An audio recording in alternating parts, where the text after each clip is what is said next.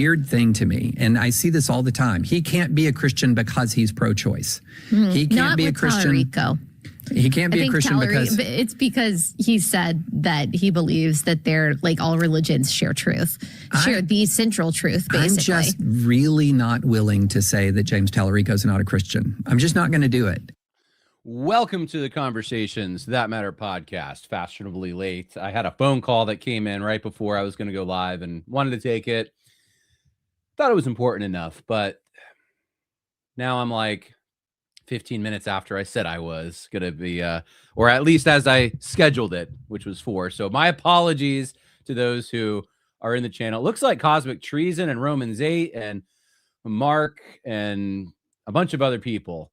Kiowan, is that how I say the name? They're all in the channel having a discussion, and I haven't even started. So welcome to everyone who's also coming in. I can see the numbers increasing as the stream progresses.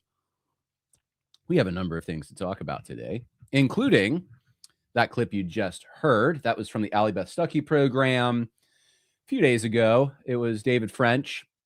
And the question really was, and I didn't play all the context. This was a clip that the Blaze actually clipped. But context was James Talarico supports abortion, supports transgenderism.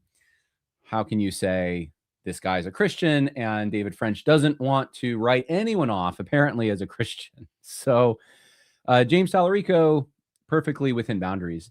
The thing that's interesting to me about this, there's a few things, of course, but the first thing that stood out in my mind is David French seems very willing to call into question Trump's Christianity quite a bit. Trump's not a Christian. Trump's on what basis, right? Well, Trump's ethical views, Trump, the way he hates women and minorities, and it's that general temperament, that critique you hear from the left all the time. David French has also gotten in on that, and we've talked about it on the podcast. And I didn't do deep research to find out who else he said that about. I'm sure there's others, but Donald Trump, at the very least, can we take Donald Trump and say Donald Trump says he's a Christian, has a cultural Christian identity. He even just did the prayer week thing where he read a portion of scripture, and he has held Bibles up and said we want to protect Christianity. And he's done a number of policy things that Christians are pretty happy with, at least conservative Christians, for protecting Christianity and making sure that they're not harassed under civil rights legislation and this kind of thing. Now, here's the thing. Donald Trump within boundaries, James Talarico, who's running for the Senate in Texas, not within boundaries. Senate, right? Senate or Congress? I think maybe it's Congress. I should probably check that out real quick. I can't remember for some reason. I was just in Texas, by the way. And it was interesting. I went to Dallas and Fort Worth for 2 days. I was doing a film project there on the Episcopal Church. So I talked to Episcopalians and former Episcopalians. And that should be coming out probably, I would think, by the end of summer, that mini documentary. So we went to Dallas, and I'll tell you what, one of the things I've noticed in Dallas, first of all, it's huge. It's getting bigger, but it feels less and less Texas. I just remember going there 15 years ago and before that even, and just not seeing what I'm seeing now. Like it really does feel like California, whether it's the accents or the way people dress, or there's a number of factors. You still see, especially when you get to Fort Worth, you still see some Texas, but it's more and more diluted. Anyway, James Talarico is running for U.S. Senate. So I was right about that. And he has been to seminary. We played some of the clips on the show. He, loves the bravery of transgender kids and this kind of thing. And the thing that I think is like a blaring problem with James Talarico in regards to his Christianity is he sees Islam as somehow legitimate. And Islam is obviously a false religion from a Christian viewpoint, but James Talarico doesn't see Islam that way.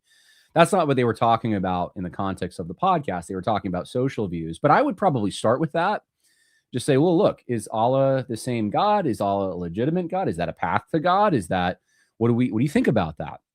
But the context is these social views. And so I wanted to have a brief discussion about this and just say, look, these social views that people have, whether it's abortion or homosexuality, transgenderism, these social policies that are in debate, if you are on the wrong side of these social policies, if you are on the side that is not in keeping with Scripture, okay, you are on the side pushing to normalize these things, to increase these things, then you are not doing a Christian thing. We can all agree on that. You're doing a very evil thing. And if you go to church and it's a real church, they should probably confront you about that. And if you don't repent, discipline you about that. That's really not a discussion that would be controversial for this audience, because we're Orthodox believers and we believe that when Jesus said, if you love me, you keep my commandments, that he meant it. Do you question someone's salvation over that?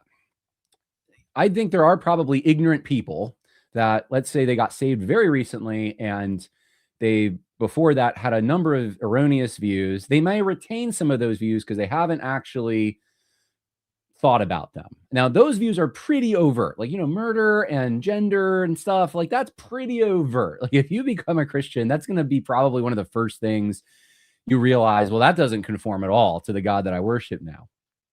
There is a discipleship process, though, and people do, I think, come to greater levels of sanctification as they're being discipled. They become more holy, in other words, and less tolerant of sin and more conformed to the image of Christ. God completes the work that he started in you. And the body of believers is around to help in that.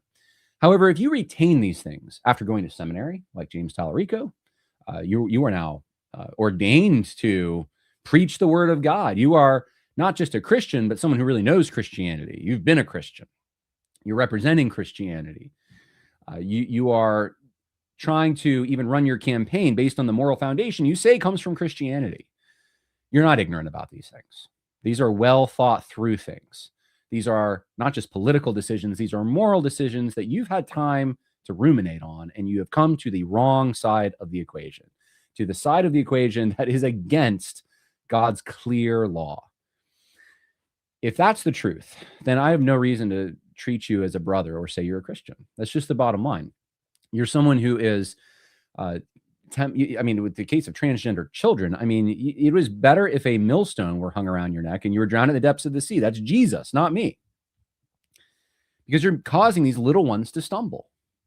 This is actually a big deal. And I don't care how nice someone sounds or how attractive and how they keep up with Christian protocol in other areas.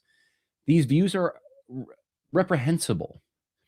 And I am willing, unlike David French, to say that's not a Christian. Someone who knowingly and with understanding of what God's word teaches, who has been supposedly a Christian for years now, who goes around advocating for evil, blatant evil, you're not a Christian. That should have been confronted a long time ago. If you were in a faithful church, it would have been. And you may have the identity on some level of being a Christian, but that's not what a Christian does. Christians love Christ. Christ says, if you love me, you keep my commandments. It's really not any more simple than that. And look, there's, or complicated than that. And look, there's people who want to say that there's no law requirement here. Like your political beliefs aren't the basis for your salvation. I totally agree with that, by the way. They're not the basis for your salvation. But if you support evil, then that is evidence. I'm not saying you're doing evil, like you're sinning, and Paul says, I do the very thing I hate. I'm not talking about that. I'm talking about you actually knowingly, premeditatingly, blatantly support sin and have no apologies and double down for it. If that's the direction you're going, that is not a Christian thing. And we should not just assume that someone who does that is a Christian, certainly. But it definitely calls into question their salvation, because if you're a Christian, there's going to be fruit. There's going to be repentance. There's going to be humility. And that humility is going to mostly be a conformity to Christ and a dying to self. And I can't think of anything more selfish than killing children because it's convenient for your life, or because you wanting to switch your gender because you don't like the one that God gave you. That's certainly out of step with honoring the Creator that we have. So there's a little rant for you, I suppose, but what fellowship is light with darkness, guys? I mean, it's really, it's idolatry on a certain level. Like, this is deep, deep sin to the point of this is idolatry. This is saying that we reject the God who made us, and we're going to make ourselves God. We determine what our gender is. We determine who gets to live and die. Sorry, guys. Sorry, not sorry. Well, there's a number of folks already making comments in the chat. I'm going to get to some of these questions, and then we will commence to talking about Al Mohler and Josh Hawley and the SPLC and what's going on in the state of Virginia. Oh, my Virginia. We're going to also talk a little bit about the response I made to critics of my talk and my article on the new, I didn't know what else to call it, but the anti-Jewish theology.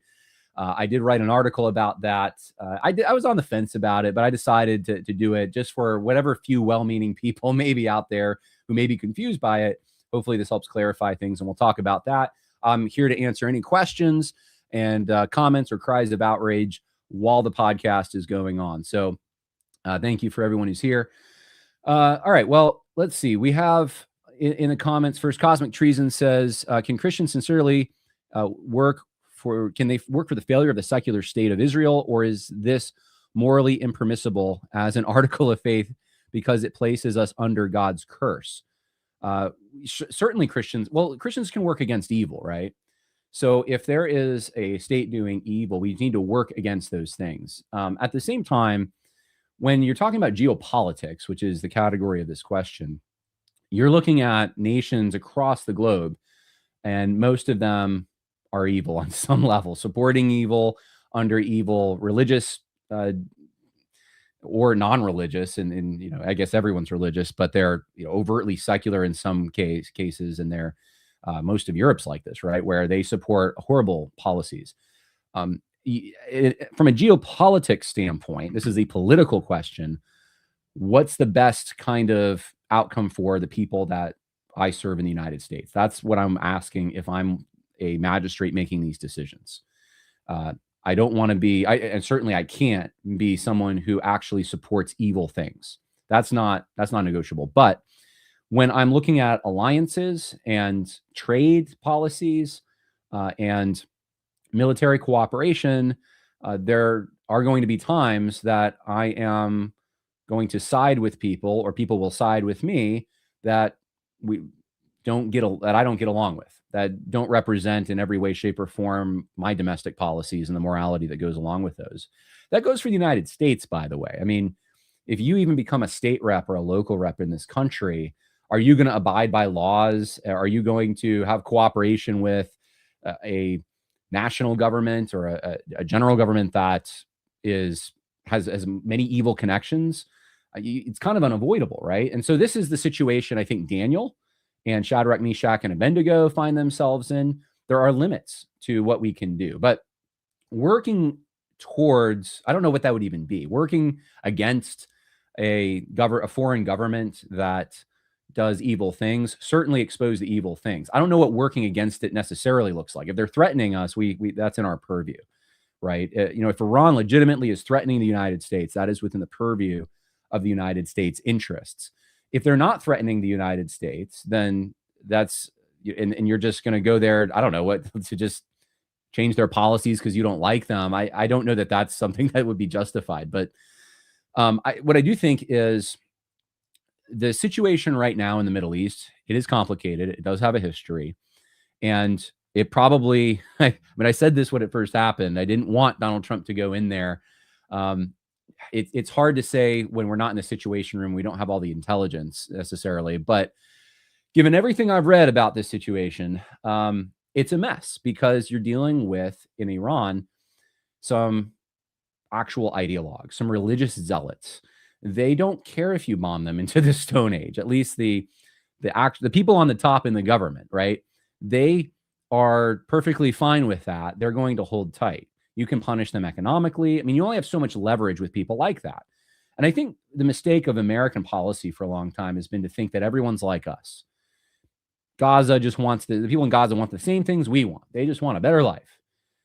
Never mind the fact that they support Hamas. They have a pay for slave program.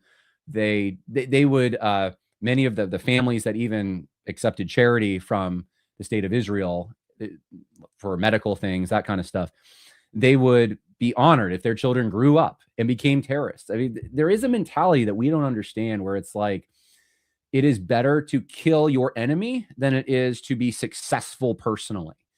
I don't know that Donald Trump sees that. And it's not, he can work over a boardroom, he can negotiate, but there are interests that aren't economic. There are interests, but not everyone is looking for just raising a family and living in peace, right? This is actually something that's definitely in the West, but it's not all an Eastern thing. Like, there are people who will die for their religion. I think Iran has a lot of those kinds of people, and they're in powerful positions. So you only have so many negotiating strategies that you can use at this point. I know the question, I'm way off the question now. The question was about Israel and stuff. But I think when it comes to our foreign policy, we have to think in terms of, is this a threat? And if it's a threat, then what can we do about it? There are limits to what we can do too. And I think Donald Trump knows this. There's electoral limits. Reducing Iran's ability to have not just a nuclear weapon, but also reach this immutability where they would be able to deflect any threat that came against them. You can claim that as a victory. If whatever emerges there is more friendly to the United States, you can claim that as a victory. You can claim that as we accomplished objectives that the United States wanted to accomplish. But there's a cost to all of those things. And I think we're finding out right now that having bases all over the world and being involved in these various places, yes, there may be American dominance that may keep our dollar strong but there's also a cost to these things, a quite literal dollar and bill cost. And there's electoral problem, there's election considerations. There's the diplomatic headache that all these things bring. And it's not something that our country had to really worry about even 150 or even 100 years ago. It's really a post-war thing, post-World War II, that we sort of filled the gap left behind by some of these colonial empires. And now we have to think about these things. So circling back to, should United States citizens work against the secular state of Israel in some way? I don't know what that looks like. Evangelize them? Yes, that's one way I suppose you could work against. I don't know if that undermines the state though necessarily. I mean, I don't think we're going to war with Israel anytime soon. That's because they're an ally. They've been an ally. So really the bigger question is, what does allyship look like? What does enemy status look like? And those are the things that people are actually debating out there right now. Is someone an enemy because they have a nuclear weapon and they say death to America and they've killed thousands of our citizens? Does that make them an enemy, or they're so far away, should they even be considered that? Is someone an ally just because they've been with us in various fights, and when we tell them to stop, they do, and we can control them to some extent, and we have an economic partnership, and there's on the other side of the world, does that make them an ally? Those are legitimate conversations to have, certainly. But I don't think we should be thinking about any foreign nations in a geopolitical way in terms of whether or not their moral standards domestically are good or bad, and then we have some responsibility to do anything about it. I think it's more, what's the responsibility that we have to our own citizens, and that then determines how we think of our relationships across the world. James Talarico is a heretic. David French is clueless. Well, yeah, Rocky proof. Tell me what you really think about that. Calling himself a seminarian was the first sign. Yeah, he's a seminarian, guys. Like, James Talarico is not out there saying I'm neutral on these things. So anyway, hopefully that is all helpful commentary. We have some news to get to though, and then I will take more questions as the program unfolds. Let's start with this. I'm going to start with Southern Baptist Land. Can we start with Southern Baptist Land a little bit?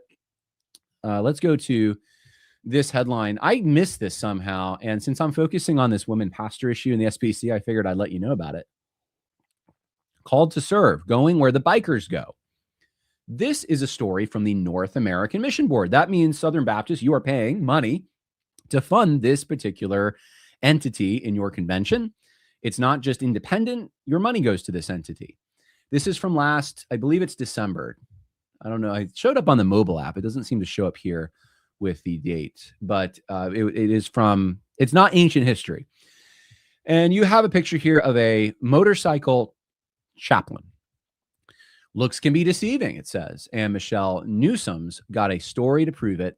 Michelle, a grandmother, motorcycle rider, Southern Baptist chaplain, and one of the founders of Faith Riders Motorcycle Ministry, had just pulled up to a Southern Baptist annual convention meeting on her Harley Davidson Road King. And she ran to the ladies' room to freshen up. The story goes on. I'm going to summarize it for you. And it just basically says, look, it literally says this about bikers. They're an unreached people group. I kid you not. I don't know if you knew that. Bikers are an unreached people group. I mean, we usually talk about, like, I don't know, people in the rural areas of Bhutan or something. Is like, oh, they're unreached people group. We need to go evangelize them. But apparently bikers, they're passing all those signs on the highway that say things like Jesus saves, but unreached. So got to reach them. And the way to reach them is to hire a chaplain to go reach them. Now, I don't know why there weren't any men available for this. Here's the point I want to make. I don't think there's anything necessarily wrong with a female evangelizing. Obviously, there's nothing wrong with it. I think if the woman at the well can go tell everyone in town, look at the person who knew everything about me, told me everything, and he's the Messiah, I think a woman can evangelize, and that is perfectly fine. And that's a good thing. Make sure it's safe, though, right? However, calling a woman who does evangelism a chaplain, that gets confusing. And I think it's the confusion that has been the problem for the Southern Baptists for a long time. What do you mean by chaplain? Does that carry? What kind of authority does chaplain carry with it? Chaplain is generally a synonym for pastor. It means essentially a pastor. It could be someone in the military. It could be someone who's doing parachurch kind of work. They're in ministry doing pastoral kind of ministry, but they don't have a stable home church that they're doing that ministry in. So if you're a chaplain for the fire department or the military, you are an extension of a ministry that exists at the home base. So that's why in the military, you have to be ordained by a certain governing board that certifies you that you are a chaplain to represent their denomination or group. So you are at the fire station or the police department, usually a local pastor who goes in, and now I'm extending my pastoral role to this area. That's a chaplain. So should a female be a chaplain? It's not really the proper title. If all you're doing is going and evangelizing, but you get the impression from this, there's more going on, right? There's counseling and these kinds of things. I mean, what do you make of it? I would say, I mean, you could use different words. You could say missionary, right? Couldn't you say missionary? This is the problem with the Southern Baptist Convention. They aren't clear on these things, and the sloppiness gives you room for people with bad motives who want to take advantage of the theological lack of clarity here to drive their bad theology through the gaping hole that's been left. And so this might seem like a minor thing to some of you. I've been giving updates in every news roundup about the Southern Baptists and things I've been discovering in the Southern Baptist Convention about female pastors. This one is not a female pastor per se. It's not someone who's in a church preaching on Sunday morning, as far as I know. I haven't looked up to see if Michelle's doing that, but this is someone who is commissioned by the Southern Baptist Convention with your tithing money to be a chaplain. And I just think it's sad to me that at the top of the convention, they're not thinking through these things and how this looks and who could take advantage of that kind of thing, that kind of loose theology. We need to make sure that the terms we're using reflect the theology that we have. That's my only point. So now I'm not leaving Southern Baptist land yet. Josh Hawley and Al Mohler discussed challenges facing disaffected young men. They feel shut out. This was on Al Mohler's In the Library podcast.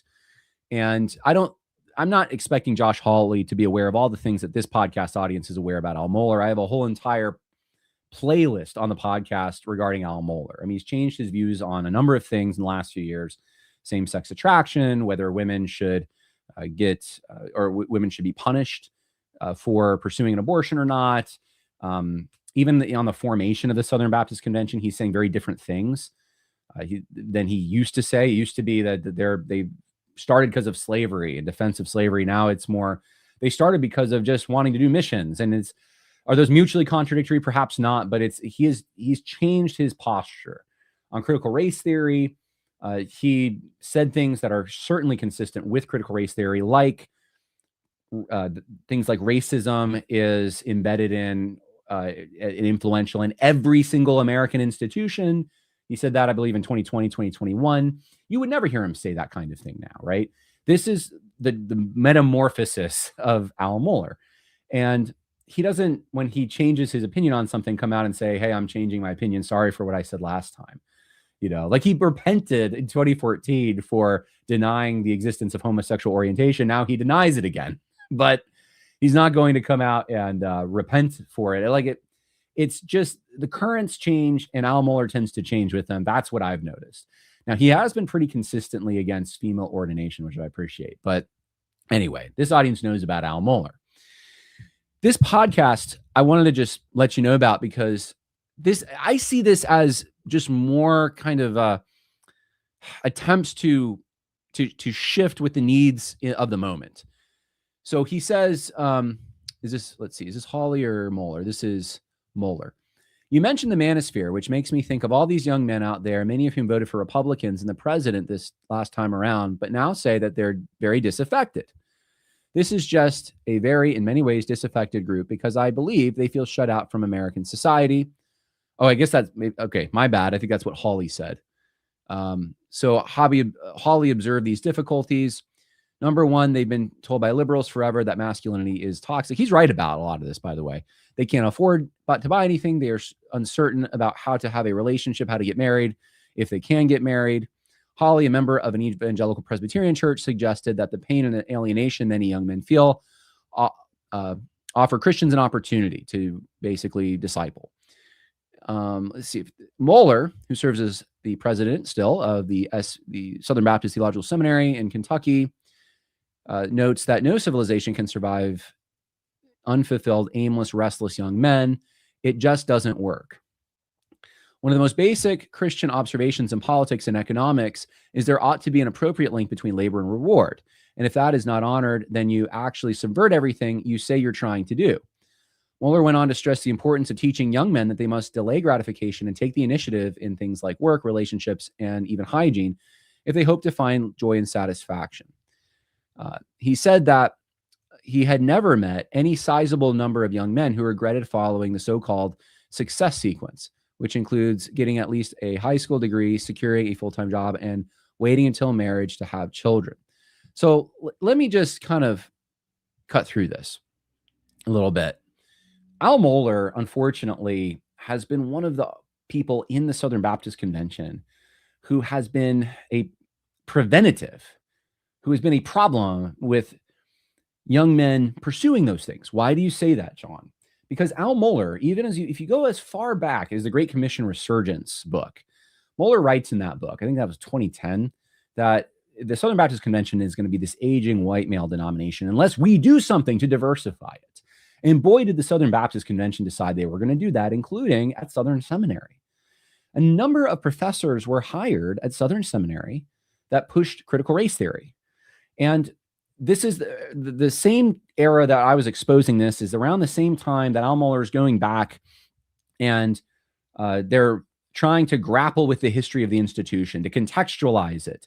And one of the things that they did in talking about how bad it was that Boyce and others who were affiliated with the seminary had at one time, had slaves. They had a program at that time to right the ship. It was even framed that way. I've talked about it on the podcast. And that program was to give scholarships specifically to who? To Black people. Now, look, I have no problem with different cultures, groups, people from different communities wanting to help support those within their community. That's actually a noble thing. That's not what this was, though.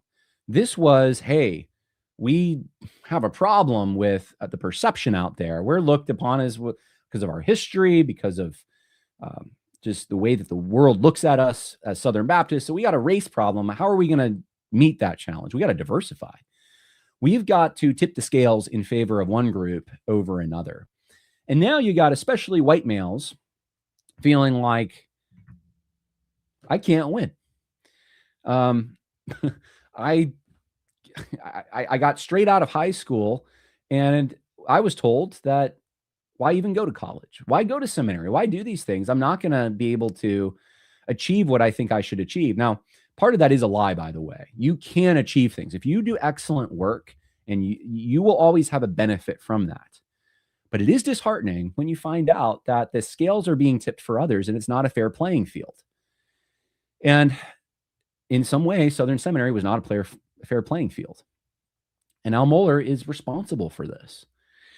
And here he is with the damage of going along with this for years, saying, this is a cultural problem out there, and we as the church need to do something. We'll use the church, unfortunately, or as a parachurch in this case, you went along with something that was part of the problem here. And that's why I just don't think there's credibility.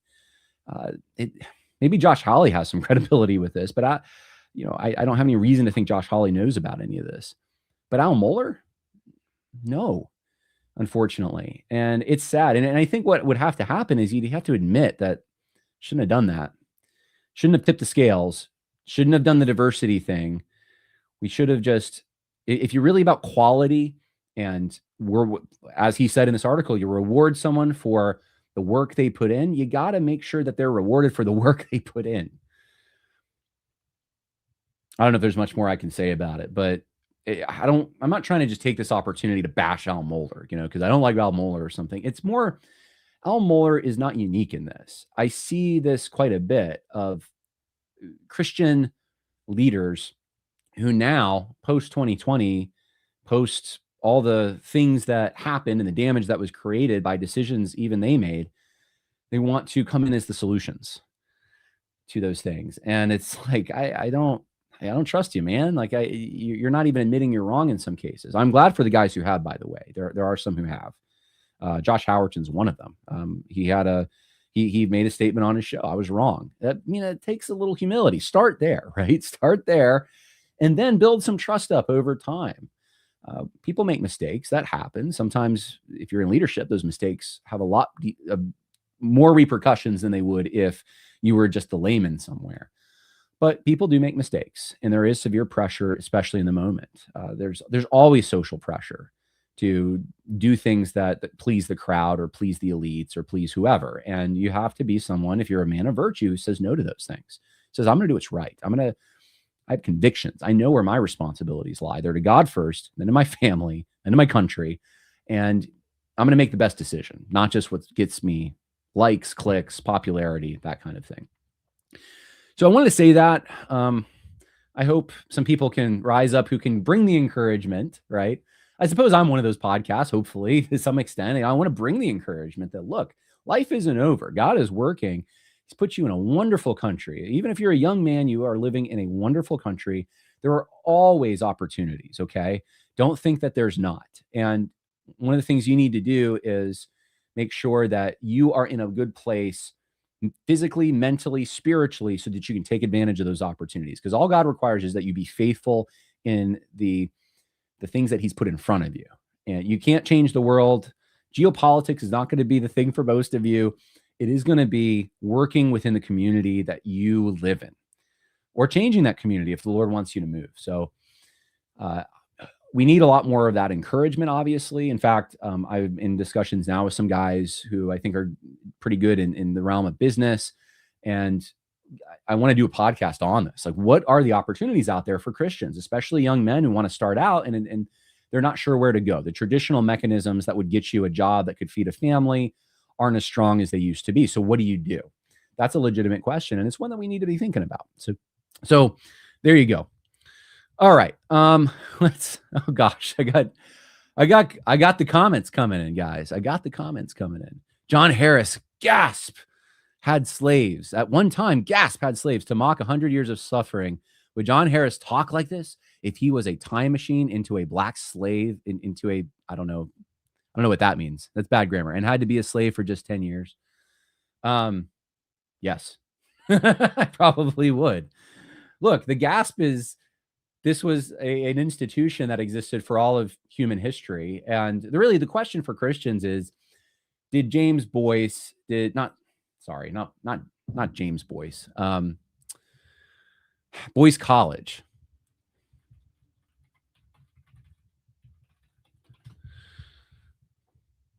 I don't think it's not James.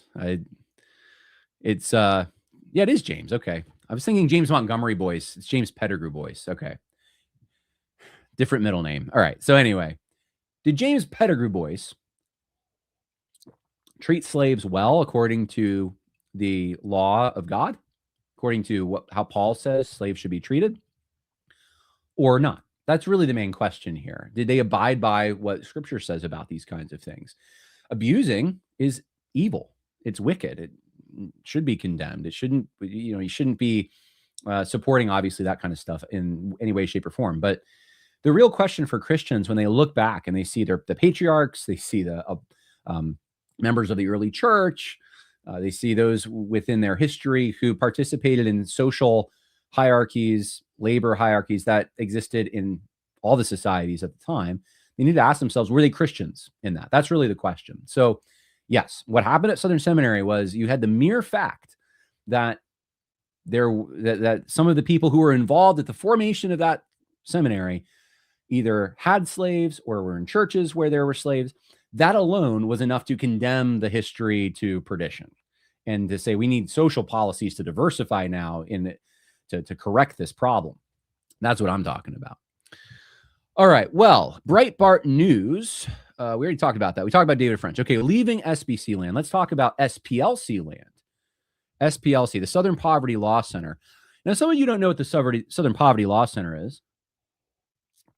And I think it's important to let you know a little bit. This is kind of the main thing I would say that they're known for. I've known about them for a long time because they have gone after organizations that I've been fairly supportive of. Like even Focus on the Family. It's ridiculous. Here's their Focus on the Family page on the Southern Poverty Law Center. They are anti-LGBTQ. Well, no kidding. They're a Christian organization. And look at the horrible quotes. Things like homosexuals are not monogamous. They want to destroy the institution of marriage. It will destroy marriage. It will destroy the earth. All right. Well, they're a hate group.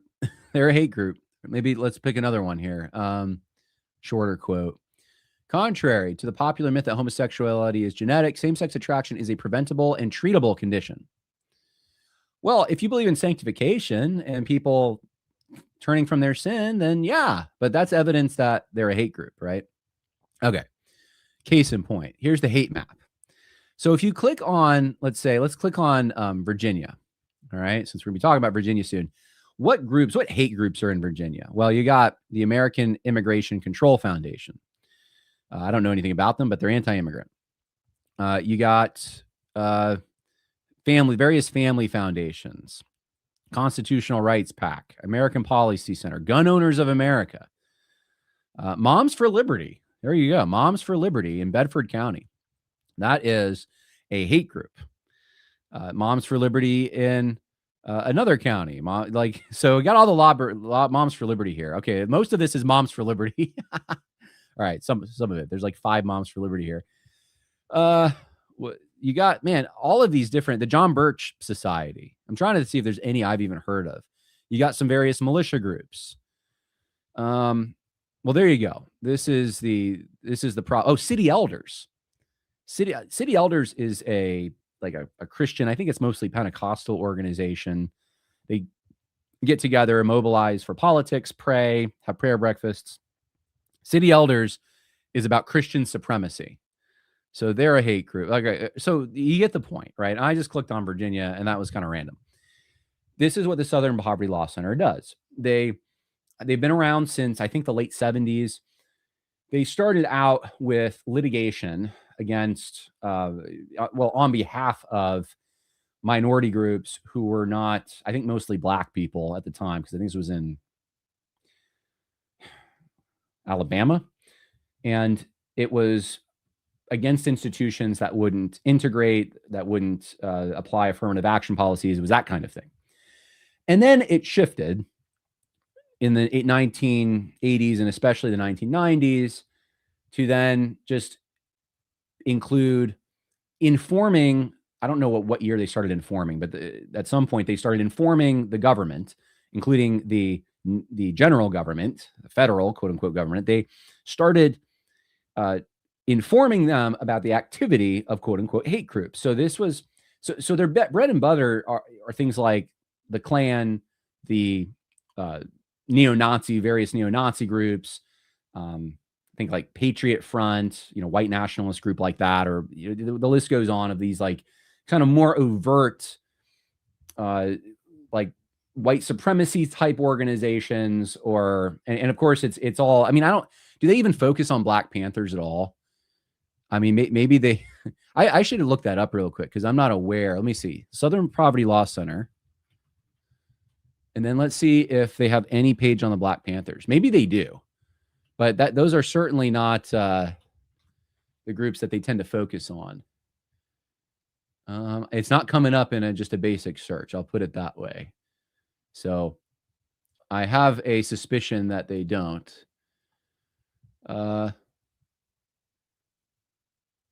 Not seeing anything here. It's mostly, I think, white adjacent type groups, Christian groups, that kind of stuff. So that's the Southern Poverty Law Center. Now, one of the things that I've been told for years about the Southern, like in circles that I'm in, right, in heritage related, like Southern heritage related circles, like Sons of Confederate Veterans, those kinds of organizations, Abbeville Institute. In those circles, there's sort of it's common knowledge. I'll put it that way from my experience. So I was a member of the SCV at one time for like a year or two, I guess. I don't know. It wasn't that long. But they're not a political group. They're a heritage group. I was not a member, but I've written for the Abbeville Institute in the past. I've been to some of their conferences and stuff. Again, an educational group, a think tank, I guess, if you want to put it that way. They're kind of like Claremont, but they're Southern more. And it's in those circles, the common perception of the Southern Poverty Law Center is that they're manufacturing the kinds of things that they want to oppose. So everyone I've ever known in those organizations has always been like sensitive to accusations of being in the Klan or being adjacent to like neo-Nazis. Like they're very defensive of those kinds of things. And they certainly don't want anyone to think that they or their organization is sympathetic with any of that, right? That's the lay of the land, if you will, in those kinds of organizations. It is the same thing as the SPLC has become more anti-Christian. It's the same thing with these Christian groups. They don't want to be put in the same barrel with neo-Nazis.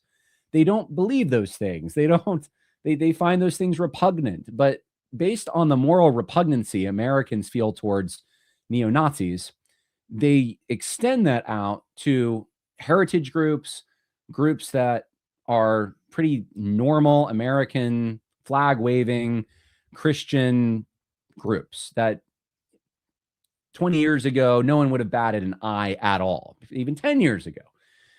But when you lack the target to go after, you've got to create a target.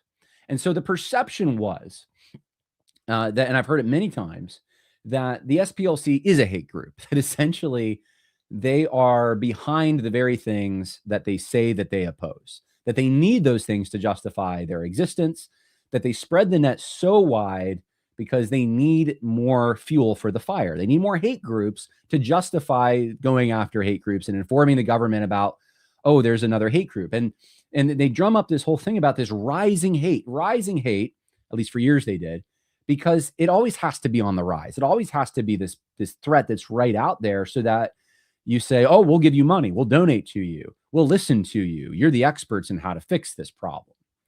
Well, that's a little bit of an introduction to the Southern Poverty Law Center, just so you know who they are. And in the thumbnail, I think I included the CEO of the organization or the president. I don't know what they call it. But this is the latest news on the Southern Poverty Law Center. 8 hate group leaders, including the KKK, this is from the New York Post, Imperial Wizard, and neo-Nazi got millions from the Southern Poverty Law Center as part of an informant scheme, the DOJ says. Southern Poverty Law Center is accused of funneling millions of dollars to at least 8 leaders and members of hate groups, including the Klan and the neo-Nazis, to act as informants, which one nonprofit leader likened to paying an arsonist to help put out a fire. The Alabama-based nonprofit was charged by the Department of Justice with wire fraud, bank fraud, and money laundering conspiracy on Tuesday for allegedly hiding from donors the fact that it doled out more than $3 million over the course of nearly a decade to field sources tasked with infiltrating violent extremist groups. Acting Attorney General Todd Blanche and FBI Director Kash Patel announced Wednesday. So this is kind of rich. They're paying informants things like, so here's one. One informant was part of an online leadership chat group organizing the 2017 Unite the Right white supremacist rally in Charlottesville, and ending up posting racist comments on the SPL's behest while also coordinating rides for others to attend per the indictment. In total, the SPLC paid the informant $27,000 between 2015 and 2023, the papers claim. A veteran informant from the neo-Nazi National Alliance was paid $1 million over the same period and assisted the SPLC at one point by stealing 25 boxes of documents from the violent extremist group's headquarters, the filing alleges. He worked as a fundraiser for the neo-Nazi group, according to the DOJ. So they have a chart here. They have different groups like, the National Alliance got $1,300,000 for the Aryan Nations, $270,000 for Unite the Right former National Alliance chairman, $140,000. So they got all these charts there. Another informant received more than $300,000 between 2014 and 2020 while serving as a National Socialist Movement officer, so Nazi, and member of the Aryan Nations affiliated Sadistic Souls Motorcycle Club. All right, and this just goes on, and it makes you wonder a little bit. Like, there's that joke about someone says something that's outside the boundaries of what acceptable society, and sometimes even what Christian society should tolerate, and they're a Fed, right? They're a Fed. You can't trust them. They're there to be the informant. Well, it wasn't just the federal government that had their people in various groups, including Tea Party groups. It was also this SPLC, and you wonder, groups like the Oath Keepers and I don't even know, like Proud Boys and so forth. Like, are there people in these groups that are there because they're being paid to be there, and they're being paid to make the group more prominent, to bring success to the group in some way, so that there's a justification for a crackdown on the group? And I think the answer is most likely yes. And little things like this isn't even a little thing, but things like this do, I think, support that kind of a theory, that there is of great interest in fanning the flames of these things so that there's a justified crackdown. And what do crackdowns do? They give people more power. They actually, who comes out on top of these things? Well, for years, the SPLC has come out on top until Donald Trump came along and said, we're no longer going to have the SPLC inform the general government on hate groups, etc. We're not letting it happen. They don't have any moral credibility. They're going after James Dobson. They inspired, their reporting on this stuff inspired, I think it was focused on it was American Family Association, I believe. Let me just make sure I have the right organization. I think it was the American Family Association, and I think it was in Virginia a few years ago. There was a shooting, and the shooter, it was Family Research Council. Okay, it was in that. I get them confused sometimes because they're so similar. So it was the Family Research Council, and it was more than a few years ago. It was 2012. Man, I'm getting old. But the shooter, it was in Virginia, and this was one of the things that people at the time said is like, the SPLC is the organization saying Family Research Council is a hate group, and next thing you know, someone's going to go shoot them up. So Donald Trump did the right thing, and the right thing is happening now, because what's happening now is not only are they being exposed, but there is legal action being taken against them. Now, I want indictments as much as you do. I'm hoping for that. I'm hoping someone gets fined or goes to jail. There needs to be consequences for these things, and severe ones. Severe And when I say severe, it's actually not really severe that I mean. It's severe compared to what generally people get. Like, the punishment should fit the crime. The SPLC should be put out of business for what they've been doing. Not only is it the height of hypocrisy, but it's meddled with our government policies.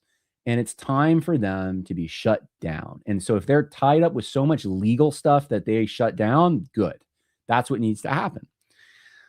So I voted for this. I know many of you voted for this. We want this stuff ended. We want this stuff exposed. We're tired of the stupid stuff. We're tired of feeling like our options are, crazy people over here or crazy people over there. The SPLC is funding both sides of these things, apparently. And it's got to end. All right. Well, I'm sure there's some reactions to this. So we'll get to them when we can. Let's talk a little bit about this whole kerfuffle. It's more than a kerfuffle in Virginia.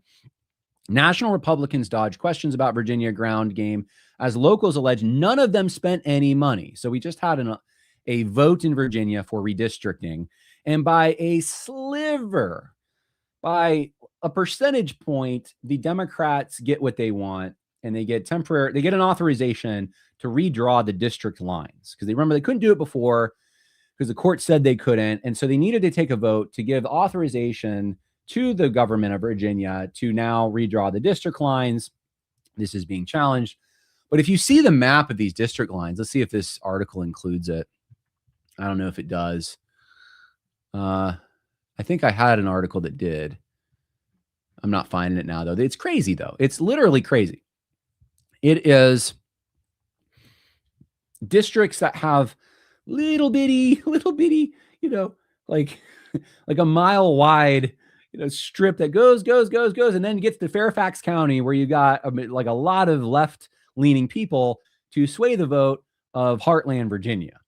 And that's how the districts look. So you end up redrawing these districts, and it creates all kinds of problems because you have Republicans who now live outside their district, and now it's such a mess, guys. It is such a mess. The Republicans are fighting each other right now over that kind of thing.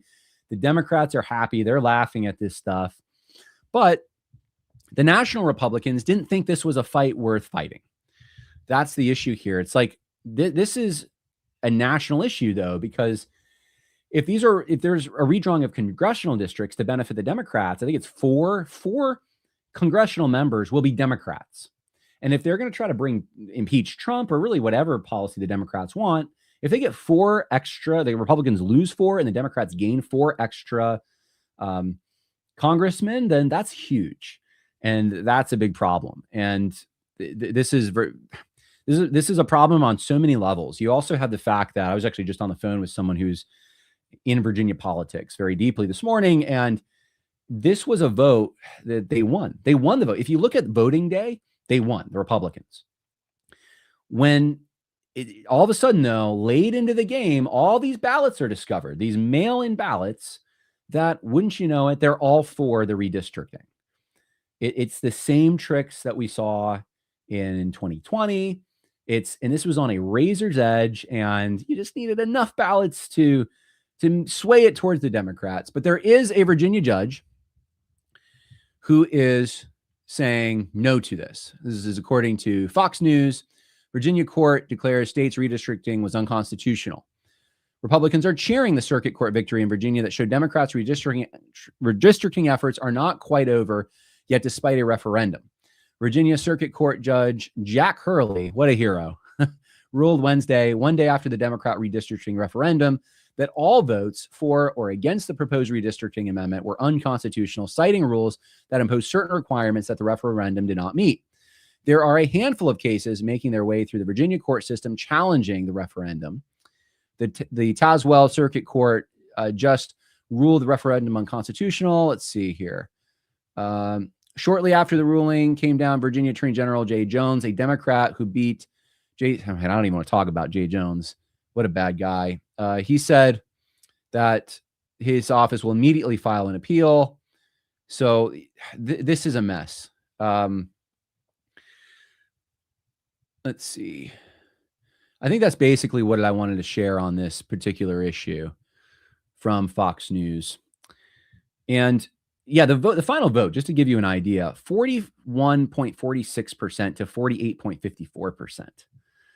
That was the final vote. And the challenge is that this is a violation of Virginia Constitution and state law on how constitutional amendments must be handled, or referendums, with specific timing, notice, and procedural requirements for legislative sessions that apparently they did not meet, and a failure to meet a required 90-day public notice postage period. So they rushed it. The election being scheduled was too early relative to when the amendment was passed. The ballot question presented to voters was misleading, and the special session and House bill exceeding the General Assembly's authority under Virginia's constitutional rules and code. So hopefully this will stall this or stop it. It's just sad to me to see what's happening in Virginia. And you know what else Spanberger's doing, the governor there? She has just put into effect, or is trying, I don't think this is actually passed yet. She wants to put into effect a state law that would allow the Electoral College delegates to ignore the candidates who win the state. So this is another thing that I'm keeping my eye on a little bit. If you have candidates, let's say in a presidential election, you have a candidate who wins the state, generally the slate of electors goes with the candidate. And Virginia's trying to change that. Now, why would they change that? Wouldn't that hurt a Democrat? Well, not if you are appointing the delegates. Not if you have influence over who the delegates are going to be. How they're going to do that, I'm not exactly sure.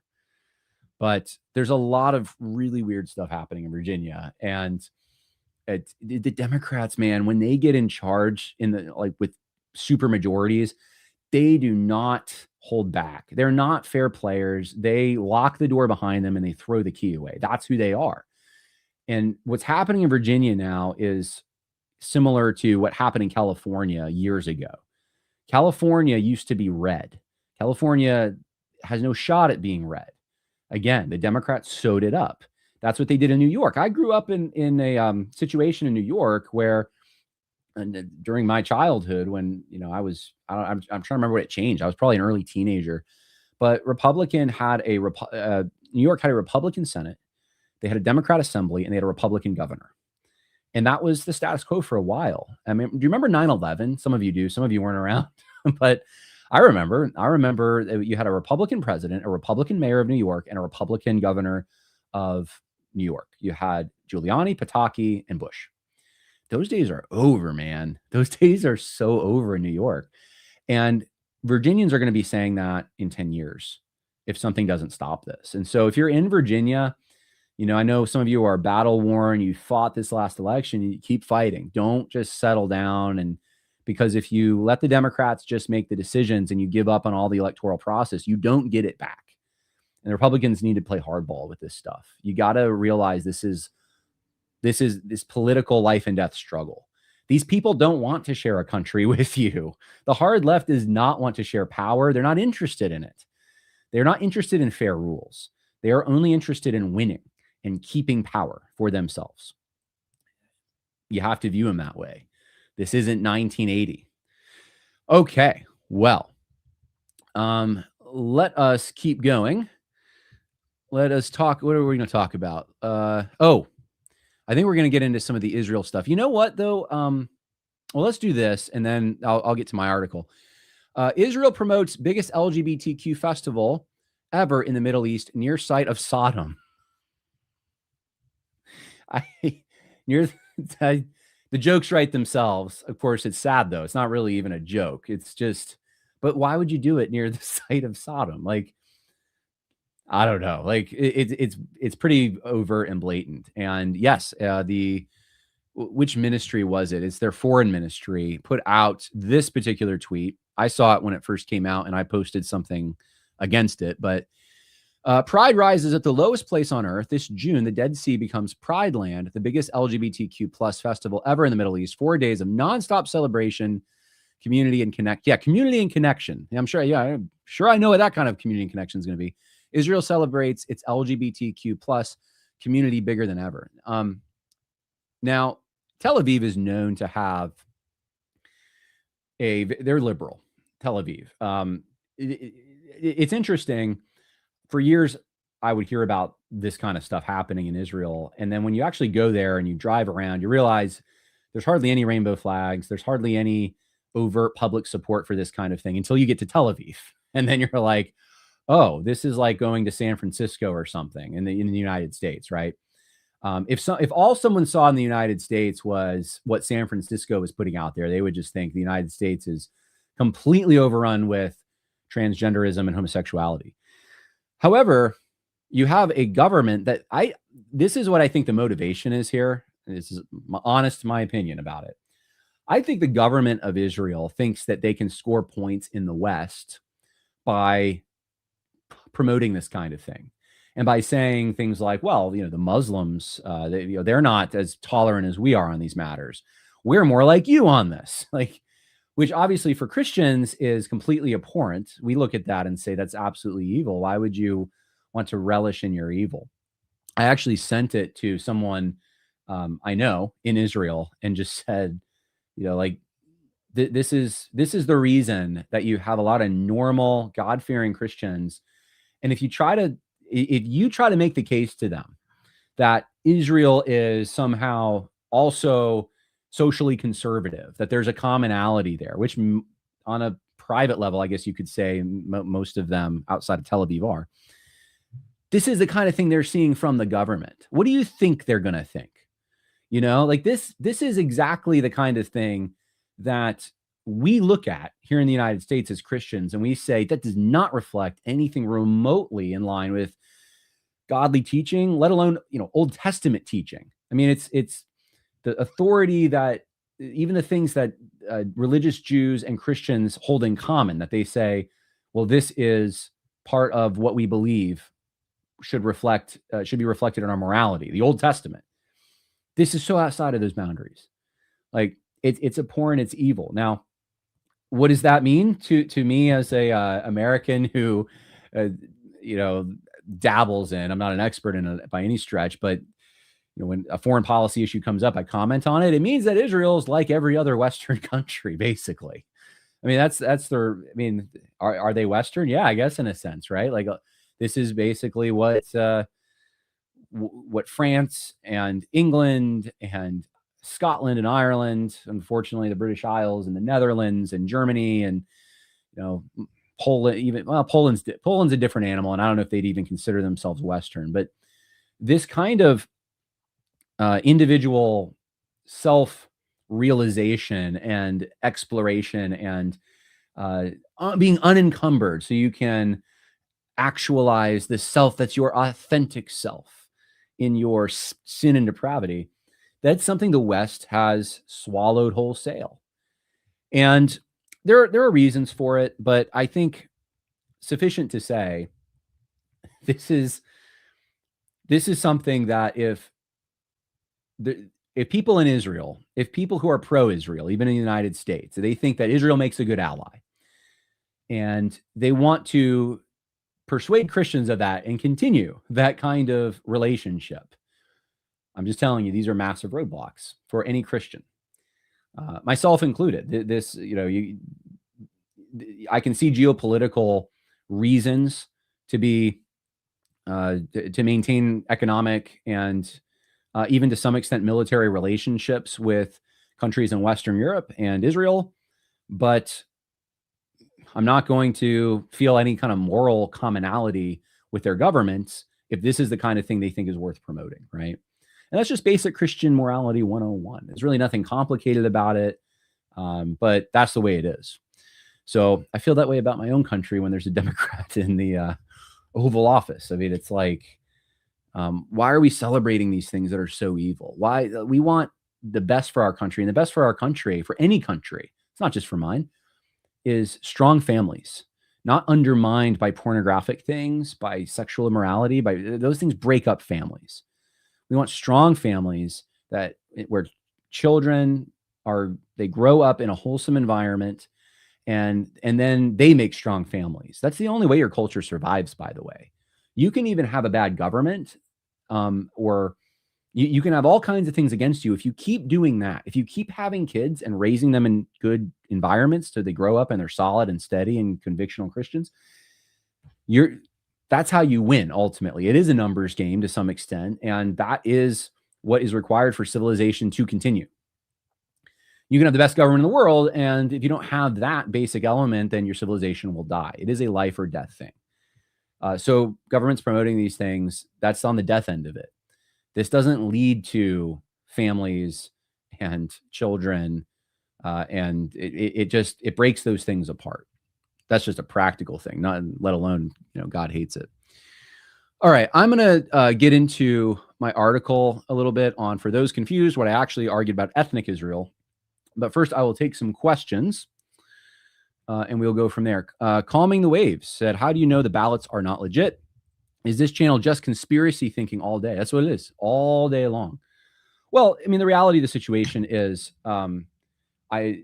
my source is a friend who is deep into Virginia politics and connected to the highest levels of Virginia politics. So I'm basically telling you what he told me, and I have no reason to doubt what he's saying. People who are listening to the podcast are not required at all to believe that this is a valid thing necessarily. I mean, I think you can go do your homework, but it is true.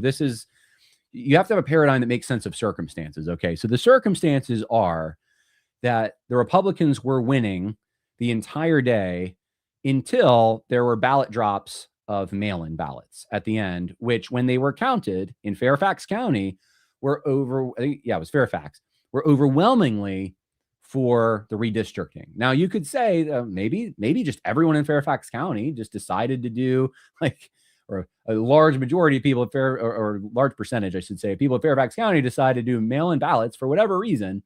And it's just the mail-in ballot people, for some reason, slant so hard left. In fact, let me see if I can look up how hard left.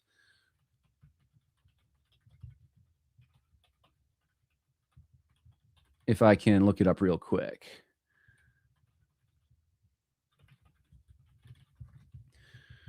Because this is really the issue. It's like the mail-ins are the easiest to fudge.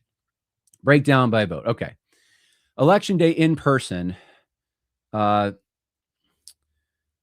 see.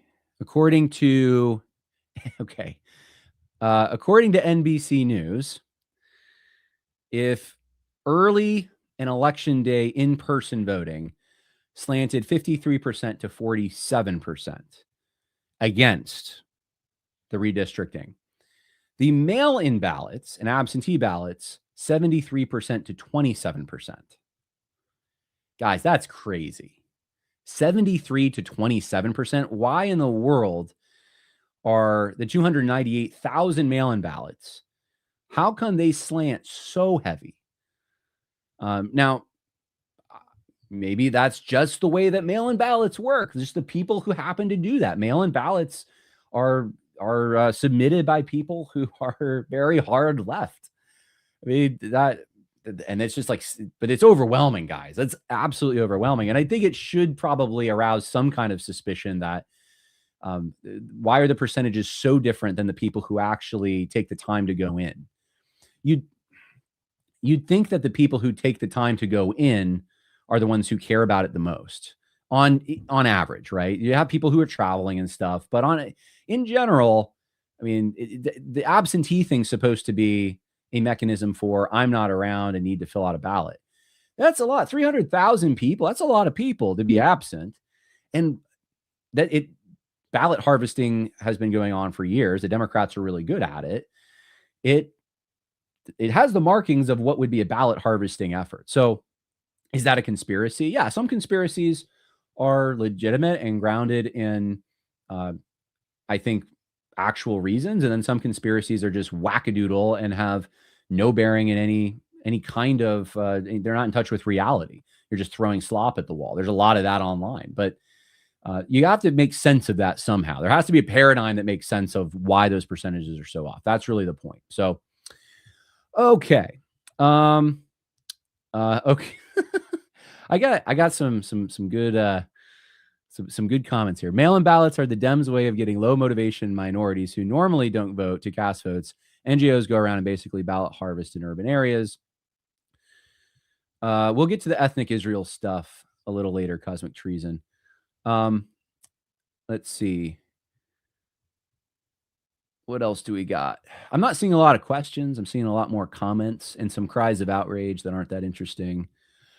Nowhere was Shabbat changed to Sunday morning. An additional tradition, not by command, was noted regarding Sunday morning. I don't know if this is, I do get pushback if I say Happy Lord's Day. And that's all I say is Happy Lord's Day. I don't call it Shabbat, but I get all these comments though saying that like it's some of them will say it's the day of the devil, and that Saturday is the real day that you should be, I guess, in church and counting as a day of rest. Has the SPLC focused on Black Hebrews? They are very anti-white, anti-Semitic. I don't know if they have. I would think probably not, but maybe. All right, well, let's move on. Let's talk about the Israel stuff, and let's get right to it. And I will take questions, by the way, at the end of the podcast. We're an hour and 10 in, and this is a long one. I don't want to go more than an hour and a half, so I'd like to be over in the next 20 minutes. Realistically, it'll probably be 25 minutes. But this is really only for those. So here's what I'll say. Feel free to leave the podcast right now if you don't care, or if you if you're just someone who watched my presentation or read my article on the new anti-Jewish theology and you're like, I get it, you're probably fine. I had some opposition from, I didn't see any serious opposition, but I did see some opposition from people who took issue with that. And there was a lot of personal attacks and stuff like that I don't find interesting at all. It was baseless. But there were a few things I thought, you know what, I'll take this. It's a little more substantive, I suppose, and I'll answer this.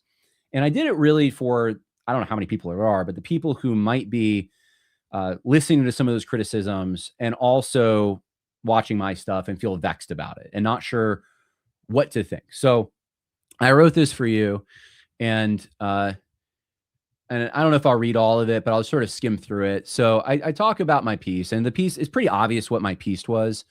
And it's on my Substack. It was just called what was the title of it? It was on the Anti-Jewish Theology Online. So if you just Google that, you'll find it, but with my name and Substack. I said, I identified four main components of this. First, the belief that ethnic Jews presently represent a universal evil. Universal is a big, that's the sort of category. Second, a failure to pursue Jewish evangelism in light of that belief. So, for example, after 9/11, there was a big push to evangelize Muslims. I remember I was in church. I remember all of a sudden we were doing this Muslims apologetics things, right? But you don't have that with this. Third, the claim that there are no remaining promises for ethnic Jews connected to Christ's second coming. So like God's just completely done. They're completely out of the picture. And then fourth, a diminishing of importance and authority of the Old Testament. And I also addressed the denial of Christ's Jewish identity and his future return, which are not as common but do exist. So I address those issues, and I say in this, my goal was to help Christians in my circles who participate in online environments where they are exposed to these ideas to understand the theological and historical guardrails as clearly as possible. Because this is a developing issue, I also sought to persuade those who are beginning to move in this direction to reconsider. For that reason, I deliberately avoided making the matter personal, since I did not want to distract from the substance of the argument, especially in an environment where the cement has not fully hardened. And by the way, you see Paul doing this, you see Jesus doing this at times. I think there is sort of a group that thinks like you should always name names, and I don't have problems naming names. I do all the time. I don't think you should always do it though necessarily. Sometimes people's minds shut off, and sometimes it's best to try to get people to focus on reason, argument, fact. And so that's what I was trying to do with this. So in response, I provided a biblical and historical survey of how our theological forebears understood the special place God has for ethnic Israel and the nature of the ingathering. I also offered some of my own reflections on the protection clause of the Abrahamic covenant and how Christians should think about the modern state of Israel in relation to it. As anticipated, the article in my presentation on it proved helpful for Christians who are sense these tectonic shifts. And it also, there was some people who are unsettled because they understand what they're doing is opposition to dispensationalism and Zionism, and they think that this is a support for those things. I've not seen what I consider serious responses. At the same time, I recognize there. Oh, sorry, I already talked about this. Okay. So let's just get into the objections. Okay. So objection number one, you attacked covenant theology and promoted dispensationalism. There you go. And Zionism. So first of all, I hardly talked about dispensationalism because that is not what the article is about. The assumption here is incorrect for several reasons. First, my focus was almost entirely on pre-dispensationalist thinkers. The only two dispensationalists I cited, J. Vernon McGee and Charles Ryrie, were both critical of the idea that the modern state of Israel represented a spiritual restoration. Second, while Christian Zionism and dispensationalism are often conflated, they are not the same thing. And so I go over some of this. There is a general modern affinity that dispensationalists and evangelicals more broadly share for Israel, viewing it as a preserver of Christian sites, a bulwark against Islam, and a fulfillment of prophecy for some. Yet the prophetic expectation itself traces back to pre-dispensational thinkers and was not strongly reflected in the founders of dispensationalism. John Darby, for example, believed that restoration would take place only after the rapture. Likewise, C.I. Schofield's associate Arno Gabeline regarded Zionism as establishing the conditions for prophecy, but not prophecy itself. Prior to World War II, some dispensationalists expressed views that would today be considered anti-Semitic. Even in Moody Magazine, by the way, I talked about this in my episode on Zionism, Christian Zionism. And it's amazing what you see before World War II.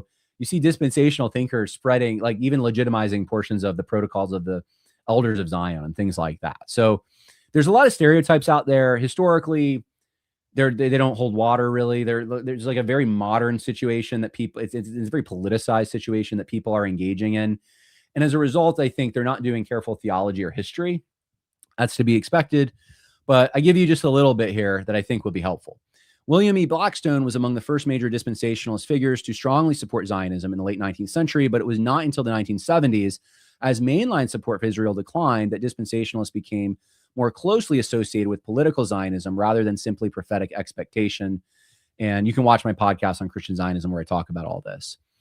One of the things that's interesting about this to me is the fact that I think overall, more broadly, after the Holocaust especially, and then the formation of the state of Israel and the way that Israel won initial battles, 1948, then in 1956, and then in 1967, and then in 1973, what you had in those situations was a country that should not have won, and winning in, and I use the language, seemingly miraculous ways. And all that means, I mean, I would say that about, Valley Forge, or, I don't know, even like the siege of Vienna. Like, there's a lot of battlefield stories that you're just like, they shouldn't have won, and they won. How is this possible? And I think Israel had a sequence of those things. Like, they almost look miraculous. They're so against the odds, and they won anyway. Now, it doesn't mean it's a miracle necessarily. That's why I use the word seemingly. But hey, like, it's we believe that God has providence and intervenes, and this is just strange. And so I think after those events, and there was a lot of tourism to Israel, a lot of Christians going there to study the Holy Land sites or Christian sites, there was an affinity that started to grow. And I think overall, though, if you had a category for this, it wasn't just archaeological discoveries. It wasn't just going to Israel and experiencing these sites where Jesus walked, as important as those things are. I think politically speaking, the Holocaust had just happened. And in general, Americans viewed Israel as the underdog. And this is something Americans we've always had this kind of affinity for the underdog. We see ourselves as the underdog in our historical fights. I mean, we just like a good story where the guys who shouldn't win. And we tend to resonate with that. I think that's why wokeness resonated at first with a lot of even normal, everyday Americans. Like, there's sort of this affinity just for underdogs. And then when you burn down when you have the largest insurance payouts in American history because of the damage done by the protests, Americans, all of a sudden the roles are reversed. And the aggressors are now Black Lives Matter. And the Me Too situation, they start getting careless. And they were careless from the beginning, but they start accusing everyone. And normal Americans start saying, well, they're the aggressors. They're no longer the underdogs. The LGBT movement, same thing. As soon as they lost their underdog status and started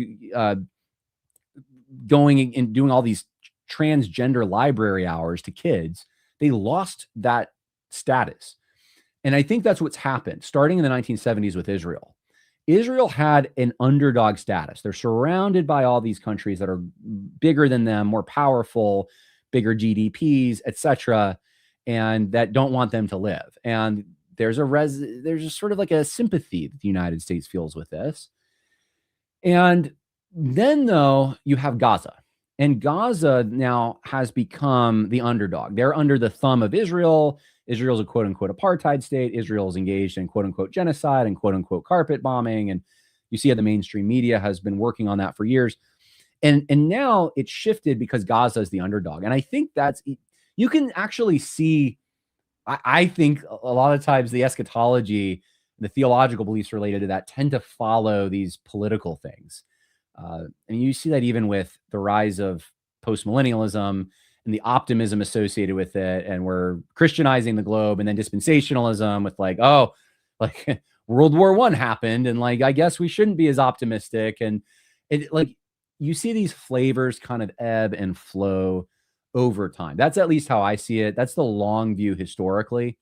But if you had any kind of definitive category for what happened with support for Israel and then disdain for Israel, I think a lot of it comes back down to sympathizing with the underdog.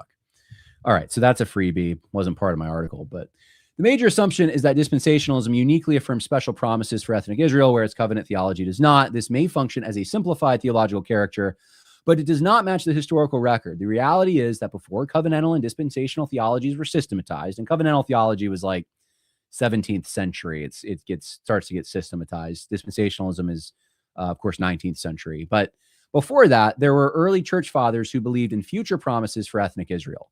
There were also covenant theologians who held to such expectations.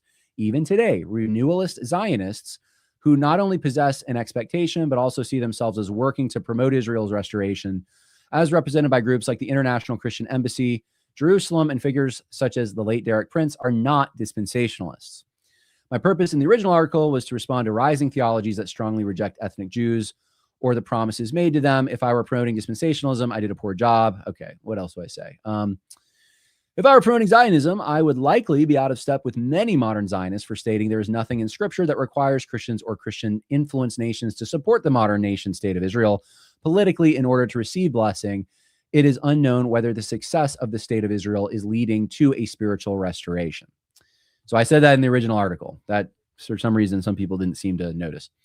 I do not expect the more crazed elements online to distinguish these features. There is a persistent and fairly ignorant flattening of anything that could be perceived as pro-Israel into a supposed dispensationalist plot. Dispensationalism itself is often mistaken for dual covenant theology, and Zionism is reduced to unqualified military support for Israel. I have been somewhat critical of Jerry Falwell, who I generally have respect for because of his accepting an airplane from Israel during the premiership of Begin. But that does not seem to matter to a crowd that possesses a remarkable ability to spot supposed Zionist schemes, even on the McDonald's menu. Okay, so a little bit. I tried to keep the satire and the sarcasm down. I have a little bit of it. Just a little, just enough. All right, so objection 2. All the promises are fulfilled in Christ. So here's my other sarcasm. I say, no kidding. Here's the second sentence of my original article. We are fairly inoculated here against errors stemming from date-setting, dual covenant theology in which Jews can be saved apart from belief in Jesus, and the uncritical political support for Israel as a religious tenet. Here is what I wrote at the end of the 5th paragraph, where I anticipated objections like this. I said, you will see regular re-articulations of the exclusivity of Christ for salvation, or the fact that Christians are following the true Jewish religions, as if these are relevant points or are being denied by those who also believe that God has a future plan for Israel. And then it was too many quotes, so I just summarized. Throughout the rest of the article, I repeatedly show how restoration must include salvation in Christ, and any relevant land promise is ultimately fulfilled in Christ sitting on David's throne. So the issue is not whether all the promises are fulfilled in Christ. They clearly are. The issue is whether God has national promises for ethnic Israel connected with the belief in Christ. And this, to me, this was so obvious and so assumed. But this is, unfortunately, some people seem to think that if you have, like, anyone who thinks that there's an ethnic element to a promise that God has, then it is by definition somehow articulating a dual covenant theology of some kind. Like you can be saved apart from that, or there's for unconverted people are now they are included in this promise.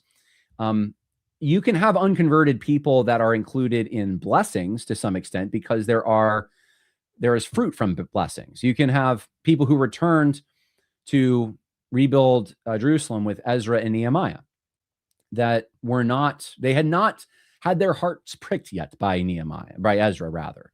The law had not been rediscovered, and they're going back.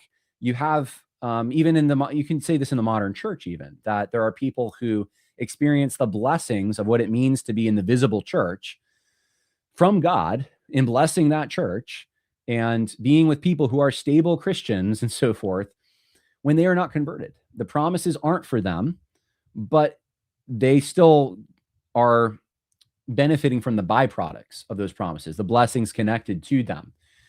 They are, in the case of Israel, and this is, I think I cite Charles Spurgeon later on in the article saying this, but Charles Spurgeon said, look, they're going to come back to the land and then they're going to be saved, which is kind of similar to the pattern, I guess, you see in in Ezra and Nehemiah. Okay, so what does that mean? Is that the promises are for these unbelieving Jews? Well, no, but it's like there's unbelieving Jews who are going to benefit from some of the and as it were, I suppose, not just benefit, but suffer under the whatever deprivations may be there, because they are part of this stepping stone to coming back into the land and a spiritual restoration. So those are two different things. But I think some people think, like, if you believe what many people throughout church history have believed, that God has a special promise, a special relationship with this nation that he doesn't have with other nations. Just even in Romans 9-11, like, God doesn't say that about Zambians, right? He's not saying that about other countries. He's not saying that about even Persians or local people in the Middle East. He's saying it about Israel. Israel, why? Right? That's not dual covenant theology. It's only in Christ. There's one vine, okay? And it's only in Christ. And these promises are fulfilled, ultimately, all of them in Christ. He's the one that sits on David's throne in the Davidic kingdom. Any land promise that you think might be there, it's going to be Christ's kingdom. So that probably shouldn't have had to be said, but I think I need to say it, because what would happen is, if you believed that just the argument Paul's making in Romans 9-11 is the posturing and it's positioning and introducing kind of like this dual new covenant, this special status outside of Christ for unbelieving Jews, if you go down that road, you're going to have to excise like all of church history, basically. Like the majority of church history, those people are gone because they'd be guilty of this. That's how they interpreted it. All right. Objection. Romans 9-11 is not about God's keeping promises to ethnic Israel. So yeah, there's a few comments about this. Like, well, you're missing the point of Romans 9-11. It's not about that. It's just about people who are Christians being now included. Well, that's if you just read the text, you won't have that. There are several things taking place in Romans 9-11, but the passage does not include Paul arguing that ethnic Israel remains secure in the promises God made to them. He grounds this in the preservation of the spiritual remnant and in the future ingathering that has not yet been completed, realities that are not promised to any other ethnic group. These promises are in no sense detached from Christ, as I affirmed in my initial piece.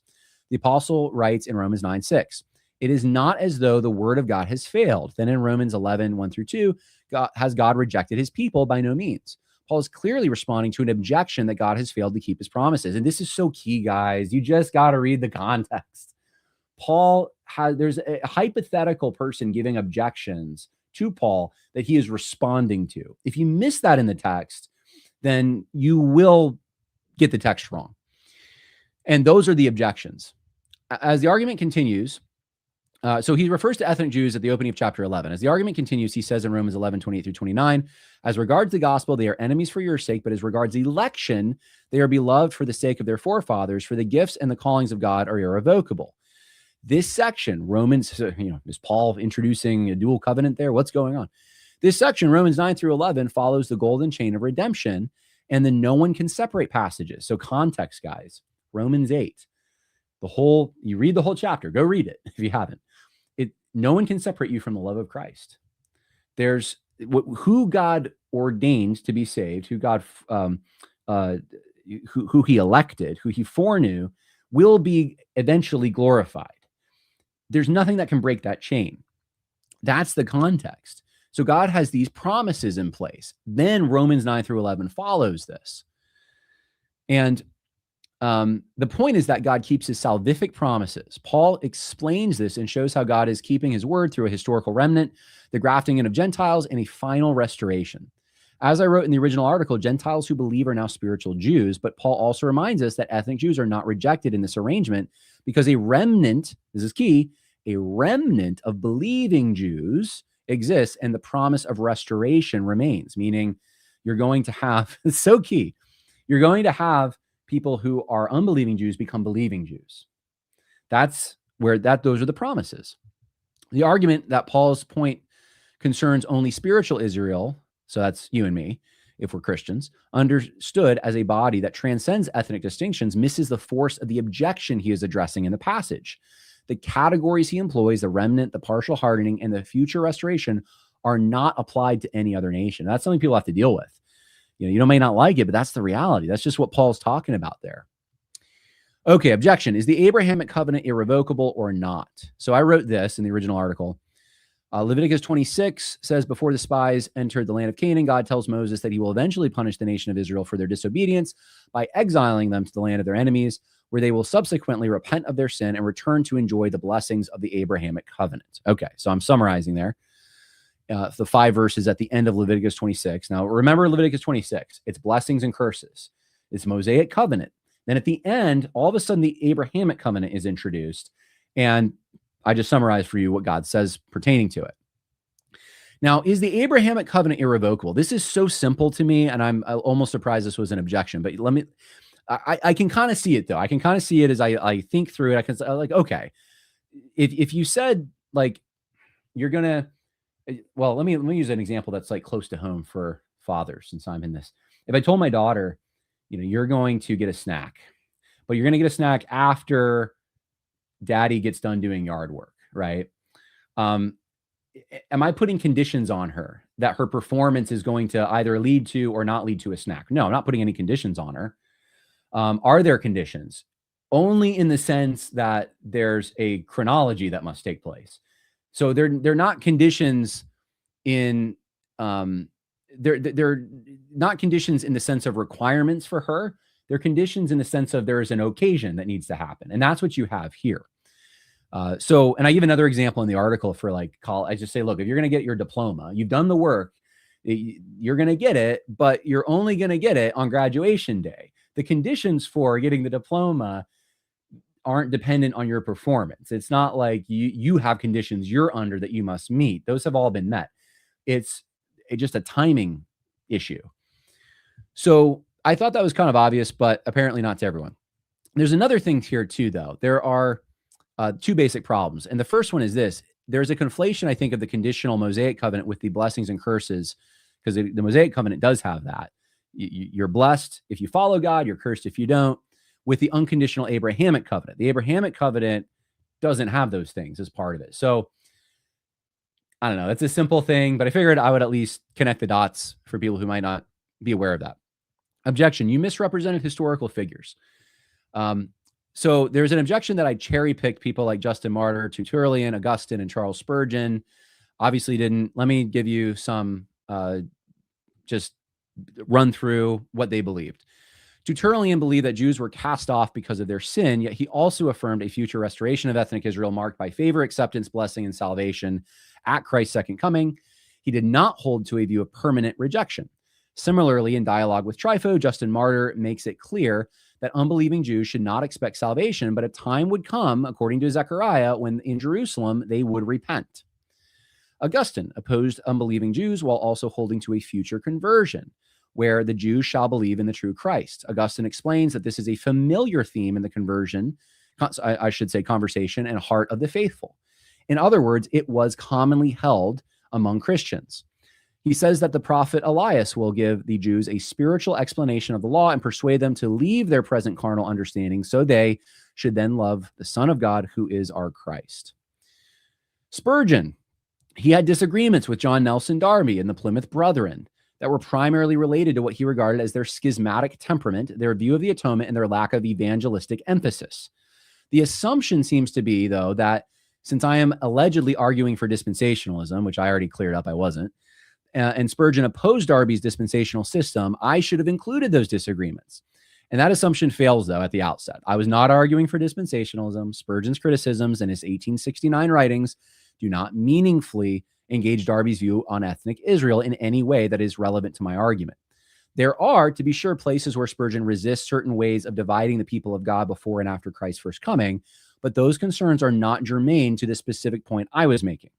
Interestingly, Charles Spurgeon's expectation of a political restoration of the Jews to their own land, followed by a spiritual restoration, aligns more closely with many modern Zionist views than with the position of John Nelson Darby. Because remember, Darby thinks you got to have this rapture happening. So there's no reason to work towards, in a political sense, anything related to Israel or Palestine. Like, why? Why would you do that? Like, in fact, that's the same thing for Schofield. He wasn't active in any Zionist organization or politically supporting the return of Jews to the Levant. You don't see those things in those guys.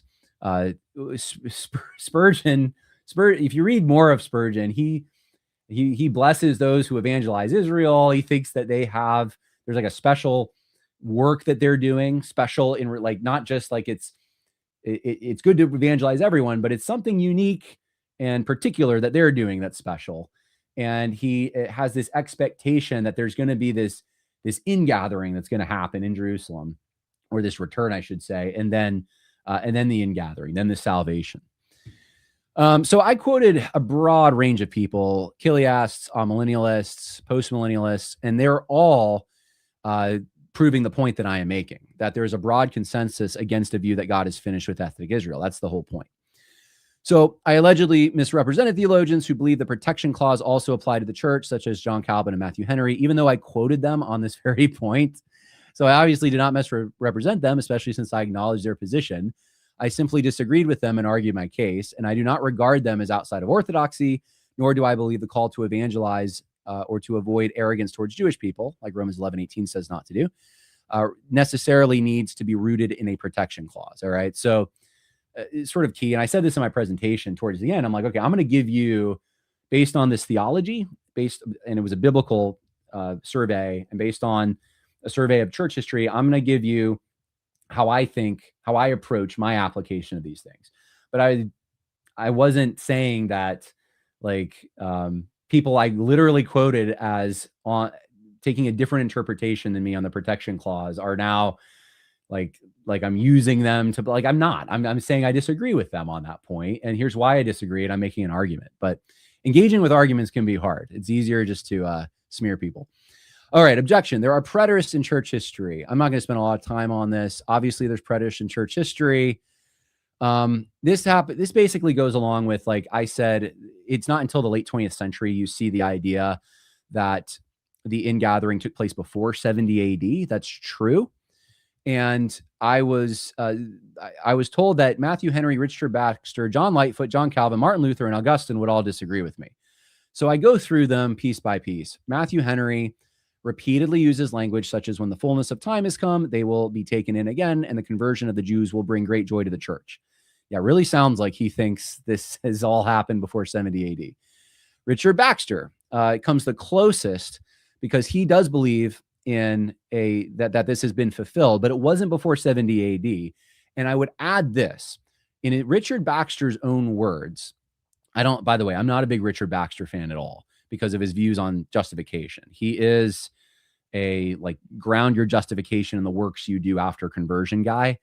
And I have never liked Richard Baxter. I've never appealed to Richard Baxter on anything that I can think of.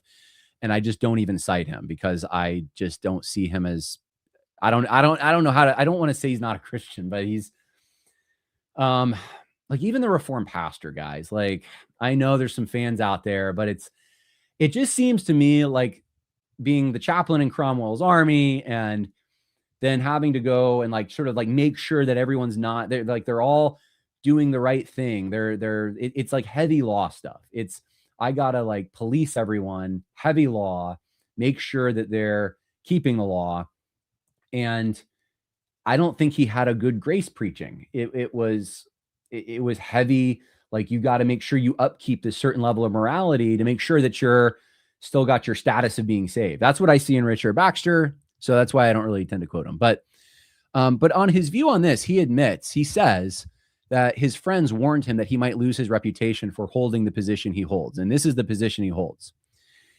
He believes that the Jews were under spiritual blindness until the empire of the Roman world fell into Christian hands. So you're talking like Constantine is the ingathering. So it's much later than 70 AD, but this is a very novel view.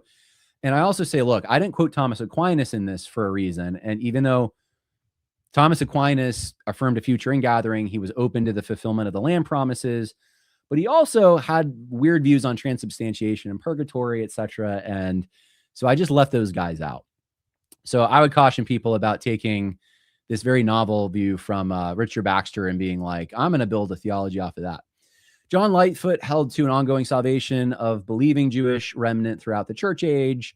Martin Luther did not hold a fixed position, but I couldn't find anything that said he believed this was all fulfilled before 70 AD.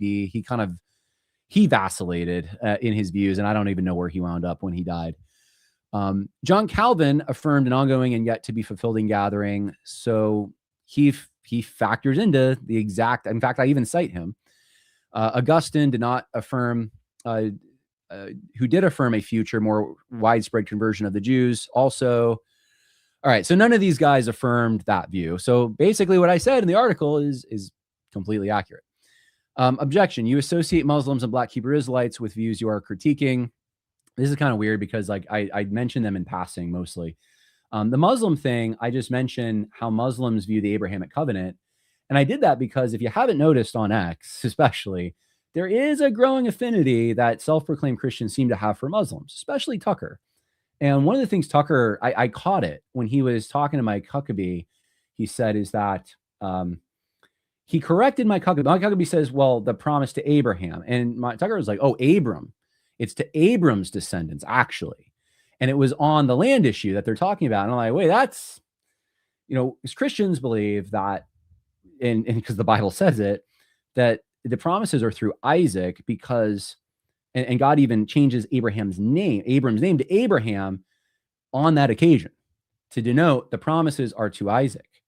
So all I was doing was, I wasn't saying that any Christian necessarily believes this, but I'm saying like, because of the conditions we're in right now online, you should probably be aware this is what Muslims think about this. You may hear this stuff. There was no motive of like, oh, I'm going to like smear my Christian opponents, quote unquote, by saying they're in the same category as Muslims. I'm not doing that. I'm just saying Christians should be prepared for the Muslim understanding of this. Same with Black Hebrew Israelites. I mentioned in passing, they have an Edomite theory about the Jews and how they're, the real Jews are, or the people who think they're Jews are Edomites. The real Jews in that case are them. And there's other groups who also believe that. My first exposure to that belief was Black Hebrew Israelites. So I'm just saying, as the author, that's where I first heard about it. I'm not trying to smear by saying that like everyone who I disagree with must agree somehow with the Black Hebrew Israelites, and that's somehow like delegitimizing everything. No, there's literally a shared belief the Black Hebrew Israelites have. It's a similar belief to like British Hebrew or British Israelism and other Christian identitarian stuff. So like, I don't know, like it's just a dumb, in my opinion, it's a dumb objection. It's kind of a desperate one. Objection, you advocate the Galatian heresy. Now, this is a serious thing. If I advocate the Galatian heresy, I'm a heretic. I am outside of the boundaries of orthodoxy. So how can someone say that? Well, supposedly my article advocates the Galatian heresy by pointing out that religious Jews expected facets of Christ's second coming during his first coming. I kid you not. Because religious Jews thought that the blessings of the millennium, or depending on your eschatology, the final state, that these blessings are going to come and the Messiah is going to usher them in. They didn't see two comings. They saw one coming of the Messiah. Because I saw that, and I think that what they were looking for, this political and more like this physical kingdom, that's going to happen on Christ's second coming. Because I pointed this out, somehow I'm advocating the Galatian heresy. Now, we got to know what the Galatian heresy is. Here's what I write in Social Justice Goes to Church, right? Because it's a different gospel. And Paul says that in Galatians 1:6. Here's a summary that I have written about the Galatian heresy. The threat to the Galatian church was an attempt to combine faith in Christ with a requirement to keep the law, especially circumcision, for the purpose of justification. Paul argued that trusting in human ability to keep the law was both impossible and dangerous. Instead, he preached the good news that Christ redeemed those who live by faith in him from the curse of the law. I think that's my summary. I think I give it an A. I mean, it's mine, but maybe a B. Maybe I could have done better. But that is the Galatian heresy, essentially. Now, here's also what I said in the article. I literally say this in the article. Paul continued Jewish practices like circumcision, taking vows, and participating in temple purification rites. But he insisted that such observances were not required for salvation. Let me read that again. They are not required for salvation.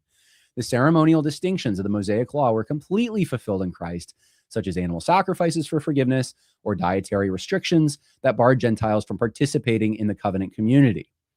So literally, guys, against Judaizers, against the Galatian heresy here, nowhere in my article do I combine law and gospel. The belief that Christ will return to establish his earthly kingdom is not the Galatian heresy. There are social justice advocates who will advocate for it. And I was trying to think, I was like, what could possibly be, what would the Galatian heresy look like among like a pro-Zionist crowd? What would that look like? I guess you could say it's required. If someone said it's required for salvation, it's part of your identity of being a Christian, you have to do hold some kind of belief in the restoring Jewish people to the land, or giving money to it, or doing so, like, I guess I could see that, but like, obviously I'm not doing that. So it's just sloppy stuff.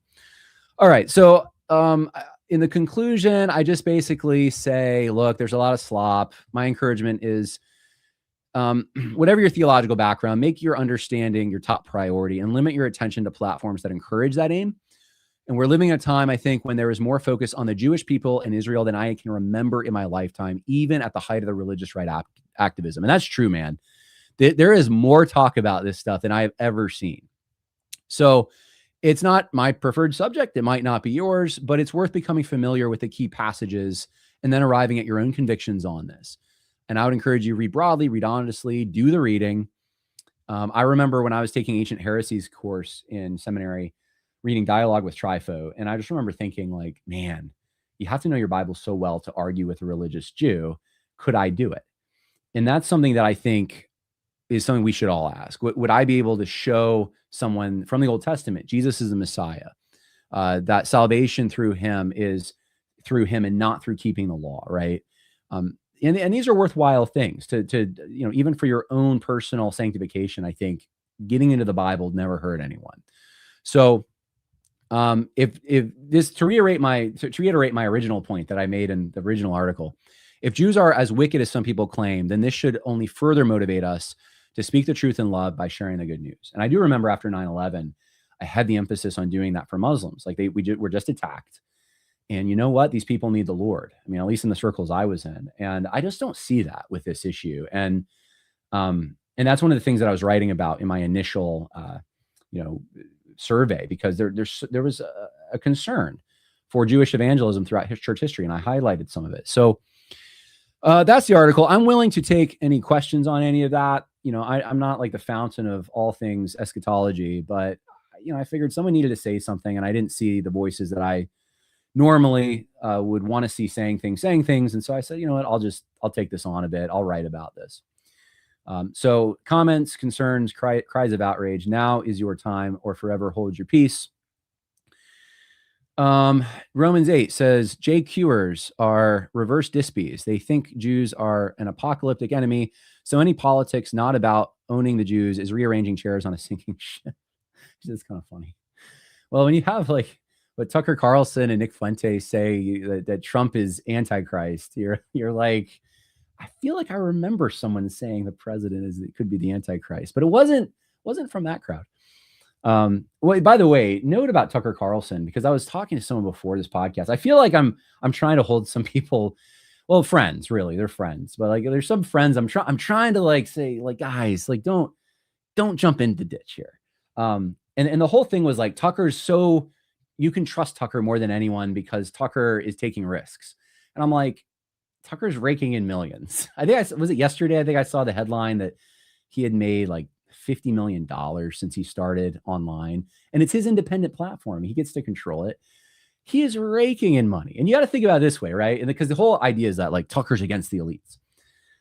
Tucker is an elite, guys. Tucker grew up in an elite household. On one side, it's a frozen food industry, heir. He's the heir to that fortune. On the other side, he's got a CIA dad. He's got money coming in from both sides. He's basically your blue blood Ivy League frat boy type. And that's one of the reasons I thought he was kind of funny on MSNBC, because he was irreverent and he just kind of had that frat boy kind of thing going on. I didn't take him seriously really, but when he got on Fox, he was more like, we're going to kind of reveal things and do investigative stuff. And some of that, from what I saw, I thought was pretty good, but I don't know, like I always thought he was an elite. Like he's not. What you have to ask your question, like, what was he doing for the last 15 years then? If he's like now he's really against them, now like well, then what were you a compromised guy for all that time? Like what? And then it's like drip, drip, drip stuff. It's like the clip I was sent was it was Tucker saying that he knows the world leaders. He knows them. And, they're all religious, but they're not Christian. And I'm like, well, Tucker's not the greatest judge of that. Whenever Tucker says he's a Christian, it's always like to support liberal individual rights of some kind, or he's talking about Islam and he's saying like, oh, they're so great. Like they pray so much and the Sharia law, it prohibits alcohol. Their societies are more advanced. Like Islam, they love Jesus. I mean, like that's not what you get from an Orthodox Christian. I'm sorry. Small O Orthodox. It's Tucker is he's dripping. Like the elites, they're involved in some kind of like Satanist adjacent cabal. I'm not saying they're doing witchcraft, but they're basically doing the same thing. Okay. But there's no specifics, right? It's like, I don't know, to me, you have to be careful with that stuff. Like Candace Owens does that a lot, where it's like, we're getting closer, guys. You're all part of Scotland Yard, and it's more entertaining than a soap opera. Not that I find those entertaining. Like, what do I like? It's more entertaining than a crime drama on TV. You get to be part of it. And every day, every episode's like a new revelation to what they're doing to you. And I think that's kind of the vibe now. That's what you make money off of. You make money off of convincing people that you, as a personality, as a talking head, have a perspective inside on the other side of the curtain. You got like sort of the Gnostic perspective. You have the knowledge, and you're going to every so often you give these nuggets. You drop little pieces of it, not enough to keep people coming, enough to keep people interested. It's a big drama, but it only works because I think institutions have failed. People feel like they're lied to, and now I don't even know if a lot of people, if proof, facts, evidence, like I don't know if people even are convinced by those things as much as they are like by tribal identities. Like, oh, if the government said it, it's probably wrong, because it's the government that said it. And if Tucker said it, it's probably right because like we trust him. He's against the elites. Like if you have a status, that's what the cachet, not a commitment to a body of facts or a truth adjudication process. I mean, that's kind of the old way now, right? That's boomer stuff now. Journalistic standards, no, it's more tribal now. And so, I mean, what I've tried to say to people who are going that direction is like, look, the best thing to do is to realize the environment we're in first, that those kinds of things, that posture, that approach is very much incentivized. And if you can get people, especially across the political aisle, because the Israel thing is like more popular among Democrats. So if you can like broaden your audience a whole lot and then get them listening to you for as the source, there is a lot of money and loyalty connected to that. There's a lot of power connected to that. And you don't even have to be right. You don't have to make retractions when you're wrong. Like, you have a loyal audience at that point. Just recognize that's the moment we're in. And the independence of the internet allows for that. What we should be, I think, as Christians, as believers, is we are about a truth adjudication process. We do want standards that root back to our personality. And there's one that we are loyal to, and that's Jesus Christ. So we are going to be about truth. We are going to be about standards. And we want those standards to be standards that reinforce truth. I've talked about this in the past some, and I've written about it. Journalistic standards were things like, actual quotes from actual people who are involved in the actual situation. You don't take bribes, obviously. You don't, to the point you won't even accept a gift or a meal from someone that you're interviewing. You can't. That's viewed as a bribe or a potential, it takes away your neutrality. And, journalistic standards were things like a peer review process of some kind. You're making sure that people double check what you're saying. If it's a controversial situation, you are making sure you get both sides of the perspective. Historians have their own version of this, which is different because it's more static. It's not fluid situations. They're going back in time and just examining sources. That's what I do more. And they're making sure that they're weighing sources correctly. Primary sources get more weight. Sources closer to the situation get more weight, whether that's sequential or distance or personal driven kind of sources. Although there's exceptions to this. Like if you're the dad and the son is like the bad guy, the dad may have, based on human nature, a reason to protect the son. So you have to take all those things into account. And anyway, historiography, journalistic standards, even standards of just basic decency and conduct, those are things Christians should try to uphold. And the institutions failed. And so what my thing has been since the beginning is we've got to restore those standards, not just cast them away. All right, I'm off my soapbox, but I did want to say that because I don't know how many people are going these directions where they're just outsourcing their trust to personalities. You can trust people when they prove themselves, which Tucker is not. But I do think you need to look past that. You need to look at the process, the truth adjudication process they're using, and that's look under the hood, and that's what you use to evaluate. All right. More comments, cries of outrage. Jon has boomer brain. Yes, very. It's almost a compliment now, to be quite honest with you. Just because it's thrown out so casually. I was kind of early on. I did a video on BoomerCon thinking, and now it's meaningless. Now it's just there's no definition. It's if you just those old stuffy things like truth adjudication processes. Oh my goodness. Everything's boomer brain now. God bless the great Christian magistrate, Donald J. Trump. I wouldn't say Donald Trump is a Christian magistrate. He is a magistrate, though.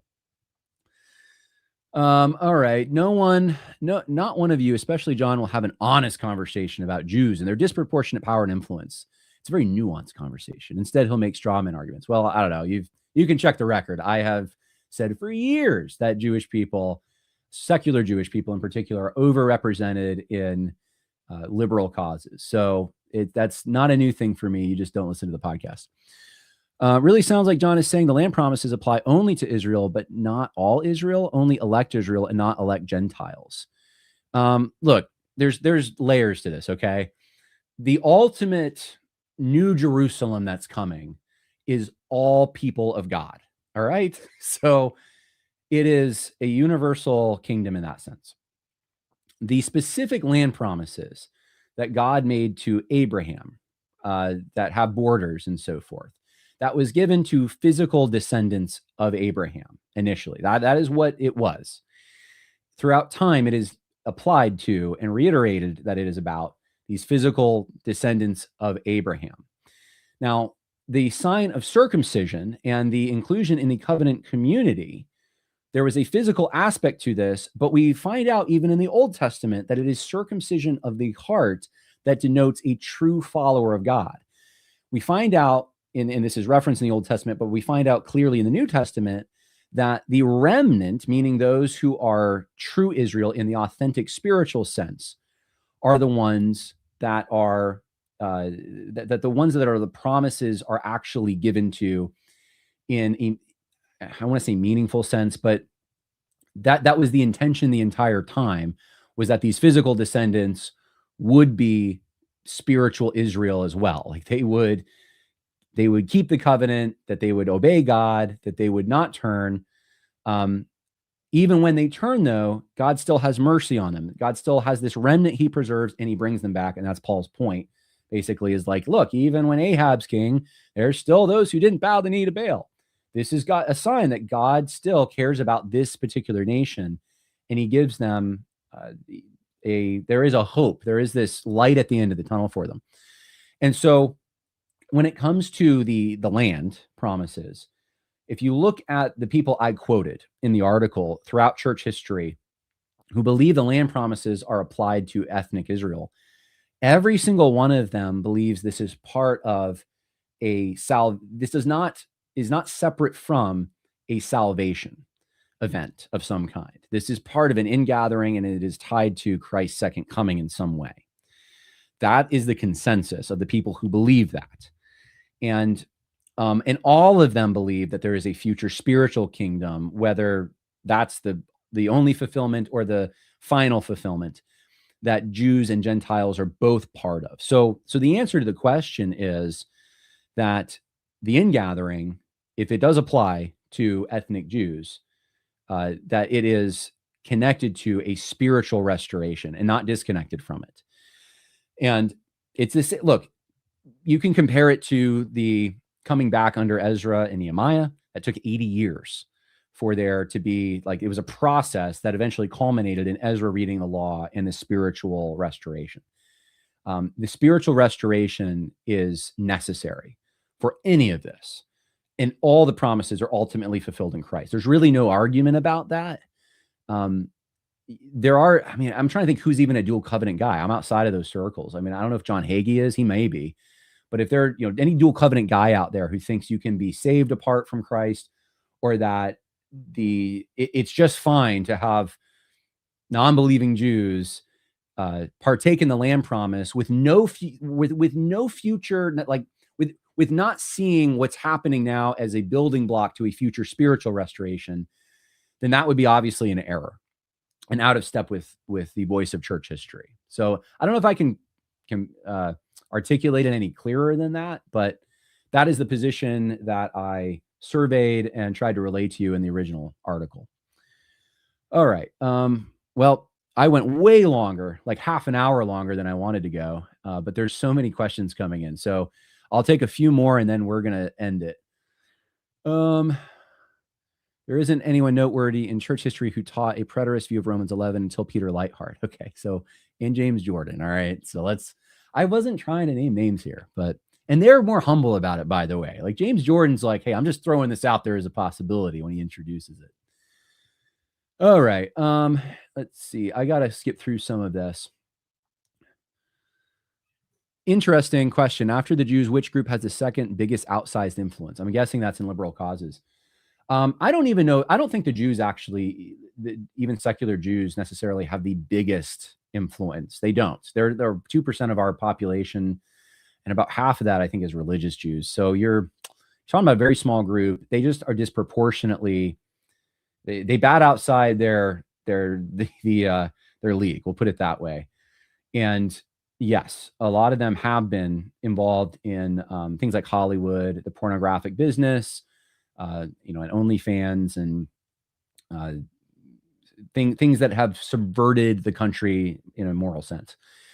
However, I think if you look at politics, law, government, and even those industries to some extent, you're going to see a lot of white Christians, I'm sorry, not Christians, people whose ancestors would have been Christians, but basically pagans or secularists, who atheists, etc., who have come out of that, most notably in New England. And I made this point before. All of the radical, if you look at the sequence, the radical movements in this country, 19th century movements, we're talking about socialism, utopian schemes, feminism, even some of the other reform movements, they're pretty much all started by Unitarians, transcendentalist types, people in New England who have left their Christian faith. They've deconstructed their Christian faith, and now they're on a crusade for still doing this whole dominion mandate thing, but it's not with Christ. That does not get the same kind of airplay at all that on the internet that Jews get. But that is like a big part of the story, and it's really where the story begins for Americans. Whatever Jewish immigration waves came over in the 1880s through the 1920s and beyond, they were bolstering movements that were already there, essentially. I mean, that's just history. That's just a fact. So I would say that I would say that like former WASPs tend to be a big group that has lent their efforts to, unfortunately, subverting the moral foundation. And in many coastal urban areas, that's what you're going to find. All right, let's see. John makes some of these comments, guys. Yeah, I agree with you, Romans 8. I'm constantly slandered with hysterical rhetoric on Twitter. I don't blame him. Yeah, I might mute some people because it's so stupid, guys. I do like the fact that this audience, for the most part, you guys are like honestly one of the most intelligent audiences. You check things out. You will even let me know if I get off, and you're very, I don't know how to survey it, but I do know that just from my personal conversations, a lot of the people who listen to this podcast are people who are impressive in their personal lives when it comes to their social status. In other words, I'm not saying they're all like top, of the pecking order elites in Washington or in Hollywood. Not that I even want. Not that I expect anyone from Hollywood to like this podcast, but you're the clergy in the churches, right? There's definitely a lot of laymen, but I just know there's a lot of people who are in organizations in powerful positions and so forth who listen to this podcast, which I really appreciate. And I'm aware of that. I'm aware that, you're giving me your time in the audience. And that's, I view that, I think that is my lane. That is where that is who I am reaching. I only want the people who care about truth and care about doing something. You're the guys that I'm trying to, and gals, who I'm speaking to when I do the podcast. All right. Let's see. I'm not seeing a lot of questions. There's a lot of back and forth in the chat. What percentage of NAM funding is good versus for illegitimate things? I don't know. And this is one of the reasons we would need forensic audits, and they keep getting rejected. That's one of the things. If you're a Southern Baptist going to the convention, I don't know if there's going to be any kind of option. There's been votes on it from the floor to do forensic audits of various entities. You need to vote for it. Question, John, what is your opinion on the millennium, on millennial? I am a premillennialist. I tend to reverberate or resonate, I should say, with the early church and what I've read of the early church fathers on this point. So I'm comfortable saying Kiliist. I go to a church that is a MacArthur style dispensational church. I don't think it's not a heresy. I don't have any problem with the people who believe that. I have my own skepticisms about certain aspects of that. It's not classic dispensationalism. It's certainly not the kind of Darbyism that you saw Charles Spurgeon reacting to. So historicist, premillennialist might be where I land right now, but I've usually called myself undeveloped on some of the more minute questions, but I am a premillennialist. So I do believe that the millennium, we're not in it. I'm not an amillennialist in that sense. I have good amillennialist friends. I don't think this is the millennium. I think the millennium is coming, and I do tend to think it is a 1,000-year reign. So it is going to I don't think that we are ushering it in either, as some of the post-millennial brothers that I have would say, that the church is going to just gradually take over. I don't see that either. So that's where I land, although I haven't written, and I don't really care to write at this point on that stuff because it's not something that interests me much. I'm more interested in, there is a view that seems to be rising, or views that are outside of the Christian tradition that need to be, that the brakes need to be put on those things. And that's across the board. My amill, post-mill, pre-mill brothers, like, we can all join equally on identifying some of those things. Okay. Jimmy Starfish asked a good question. What do you propose for the outsized influence? I think he's saying of Jewish people, because complaining about it doesn't do anything. Well, I have seen some of the comments online from people who, when you see their solutions, some of them, yeah, man, it's a good question. What are you going to do about this? What's the point? Like, I'm very practical about these things. Like, naming the problem needs to accompany with, what is the solution? I've always said the solution is, if a certain group has power and Christians don't, then what can we learn from them? How do Christians gain power so that they can do good with that power? I would hope Christians gain power everywhere to do good things, actual Christians, even in Israel, right? I would love it if Christians, the 180,000 that are there, so gain power in Israel to do what they should be, to pull that. I would love if everyone was saved in every country, but including Israel and in the United States, my home country. Certainly, I want to see Christians at the top of that. So what do you do? Well, I do know what I've seen Jewish people do, and that is, they tend to say, you're going to be a doctor, you're going to be a lawyer, you're going to study so you can do those things. I'm not as strict on that. I think whatever kids I have are going to be able to go the direction that God has for them, but I want them to be educated. I want them to do their best. I want them to apply themselves in their studies. I think that's like a good starting point. So, all right, man, I'm not going to get pulled into all the Jew stuff here. There's a lot. Put a question mark, by the way, by the question so I can see it, because the program I'm using identifies questions. Sheila wants to know if I covered the gay pride parade in Israel. Yes, I've talked about it in the past too, by the way, but I did cover the recent one.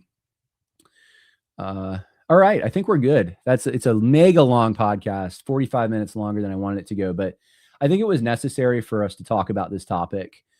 And it's just kind of where we're at, man. It's the topic of the day. People want to talk about it. And, we do need some biblical and spiritual guardrails for how to talk about this. And so hopefully the next few podcasts, we won't talk about it.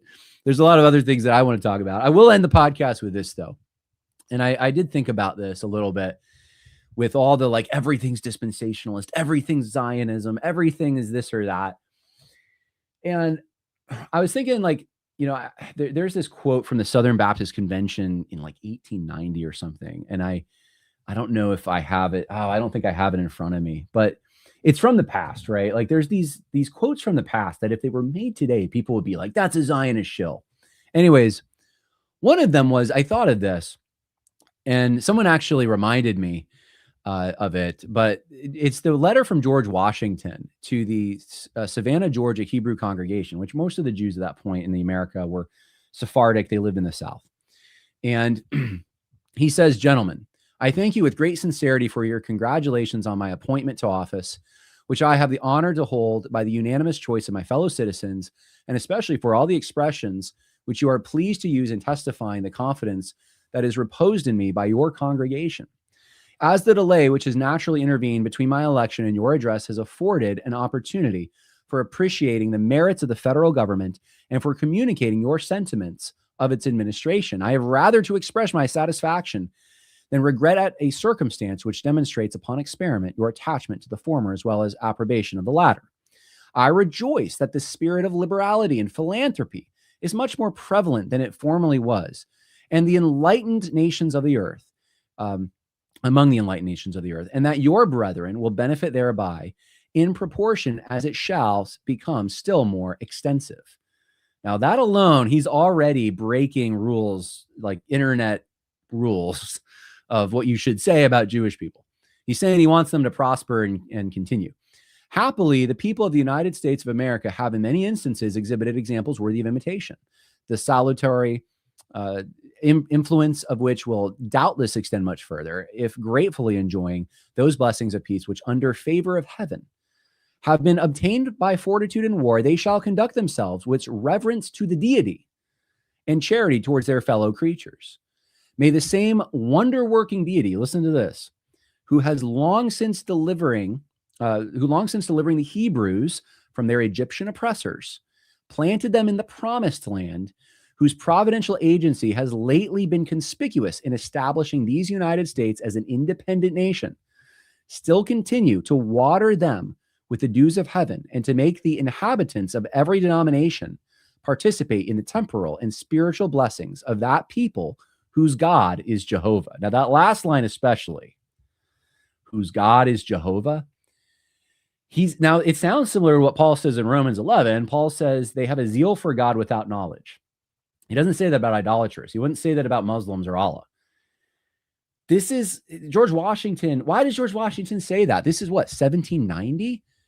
Is he a dispensationalist? Is he a Zionist? How can he say this? The same deity? He wants them to prosper? What is going on here? Did they get to George Washington, the father of our country, that great Episcopalian Protestant? Like what's influencing this? Well, what's influencing this is so simple. It's what's influencing Christians in general. It's the Bible. He's exposed to the Bible. He's exposed to a society that knew the Bible. That's what's influencing it. It's a tradition that he's standing on. If I said this today, or if anyone else just quoted George Washington on this, there's a certain group online that would say he's a Zionist shill. And that's what I'm basically talking about. I'm saying, like, there is a group, and there are these 4 elements that I'm noticing that I think there needs to be a serious opposition to them.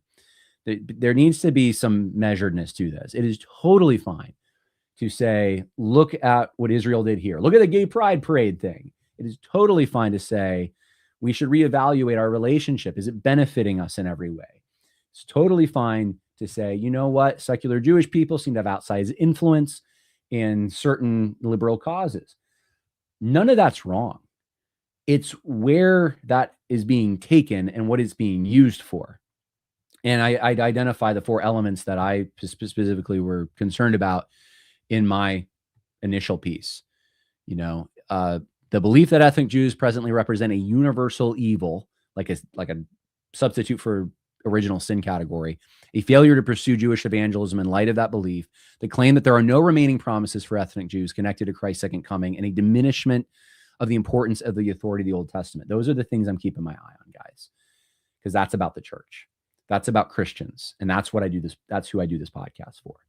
All right. God bless. Hope that was helpful. More coming. Bye now.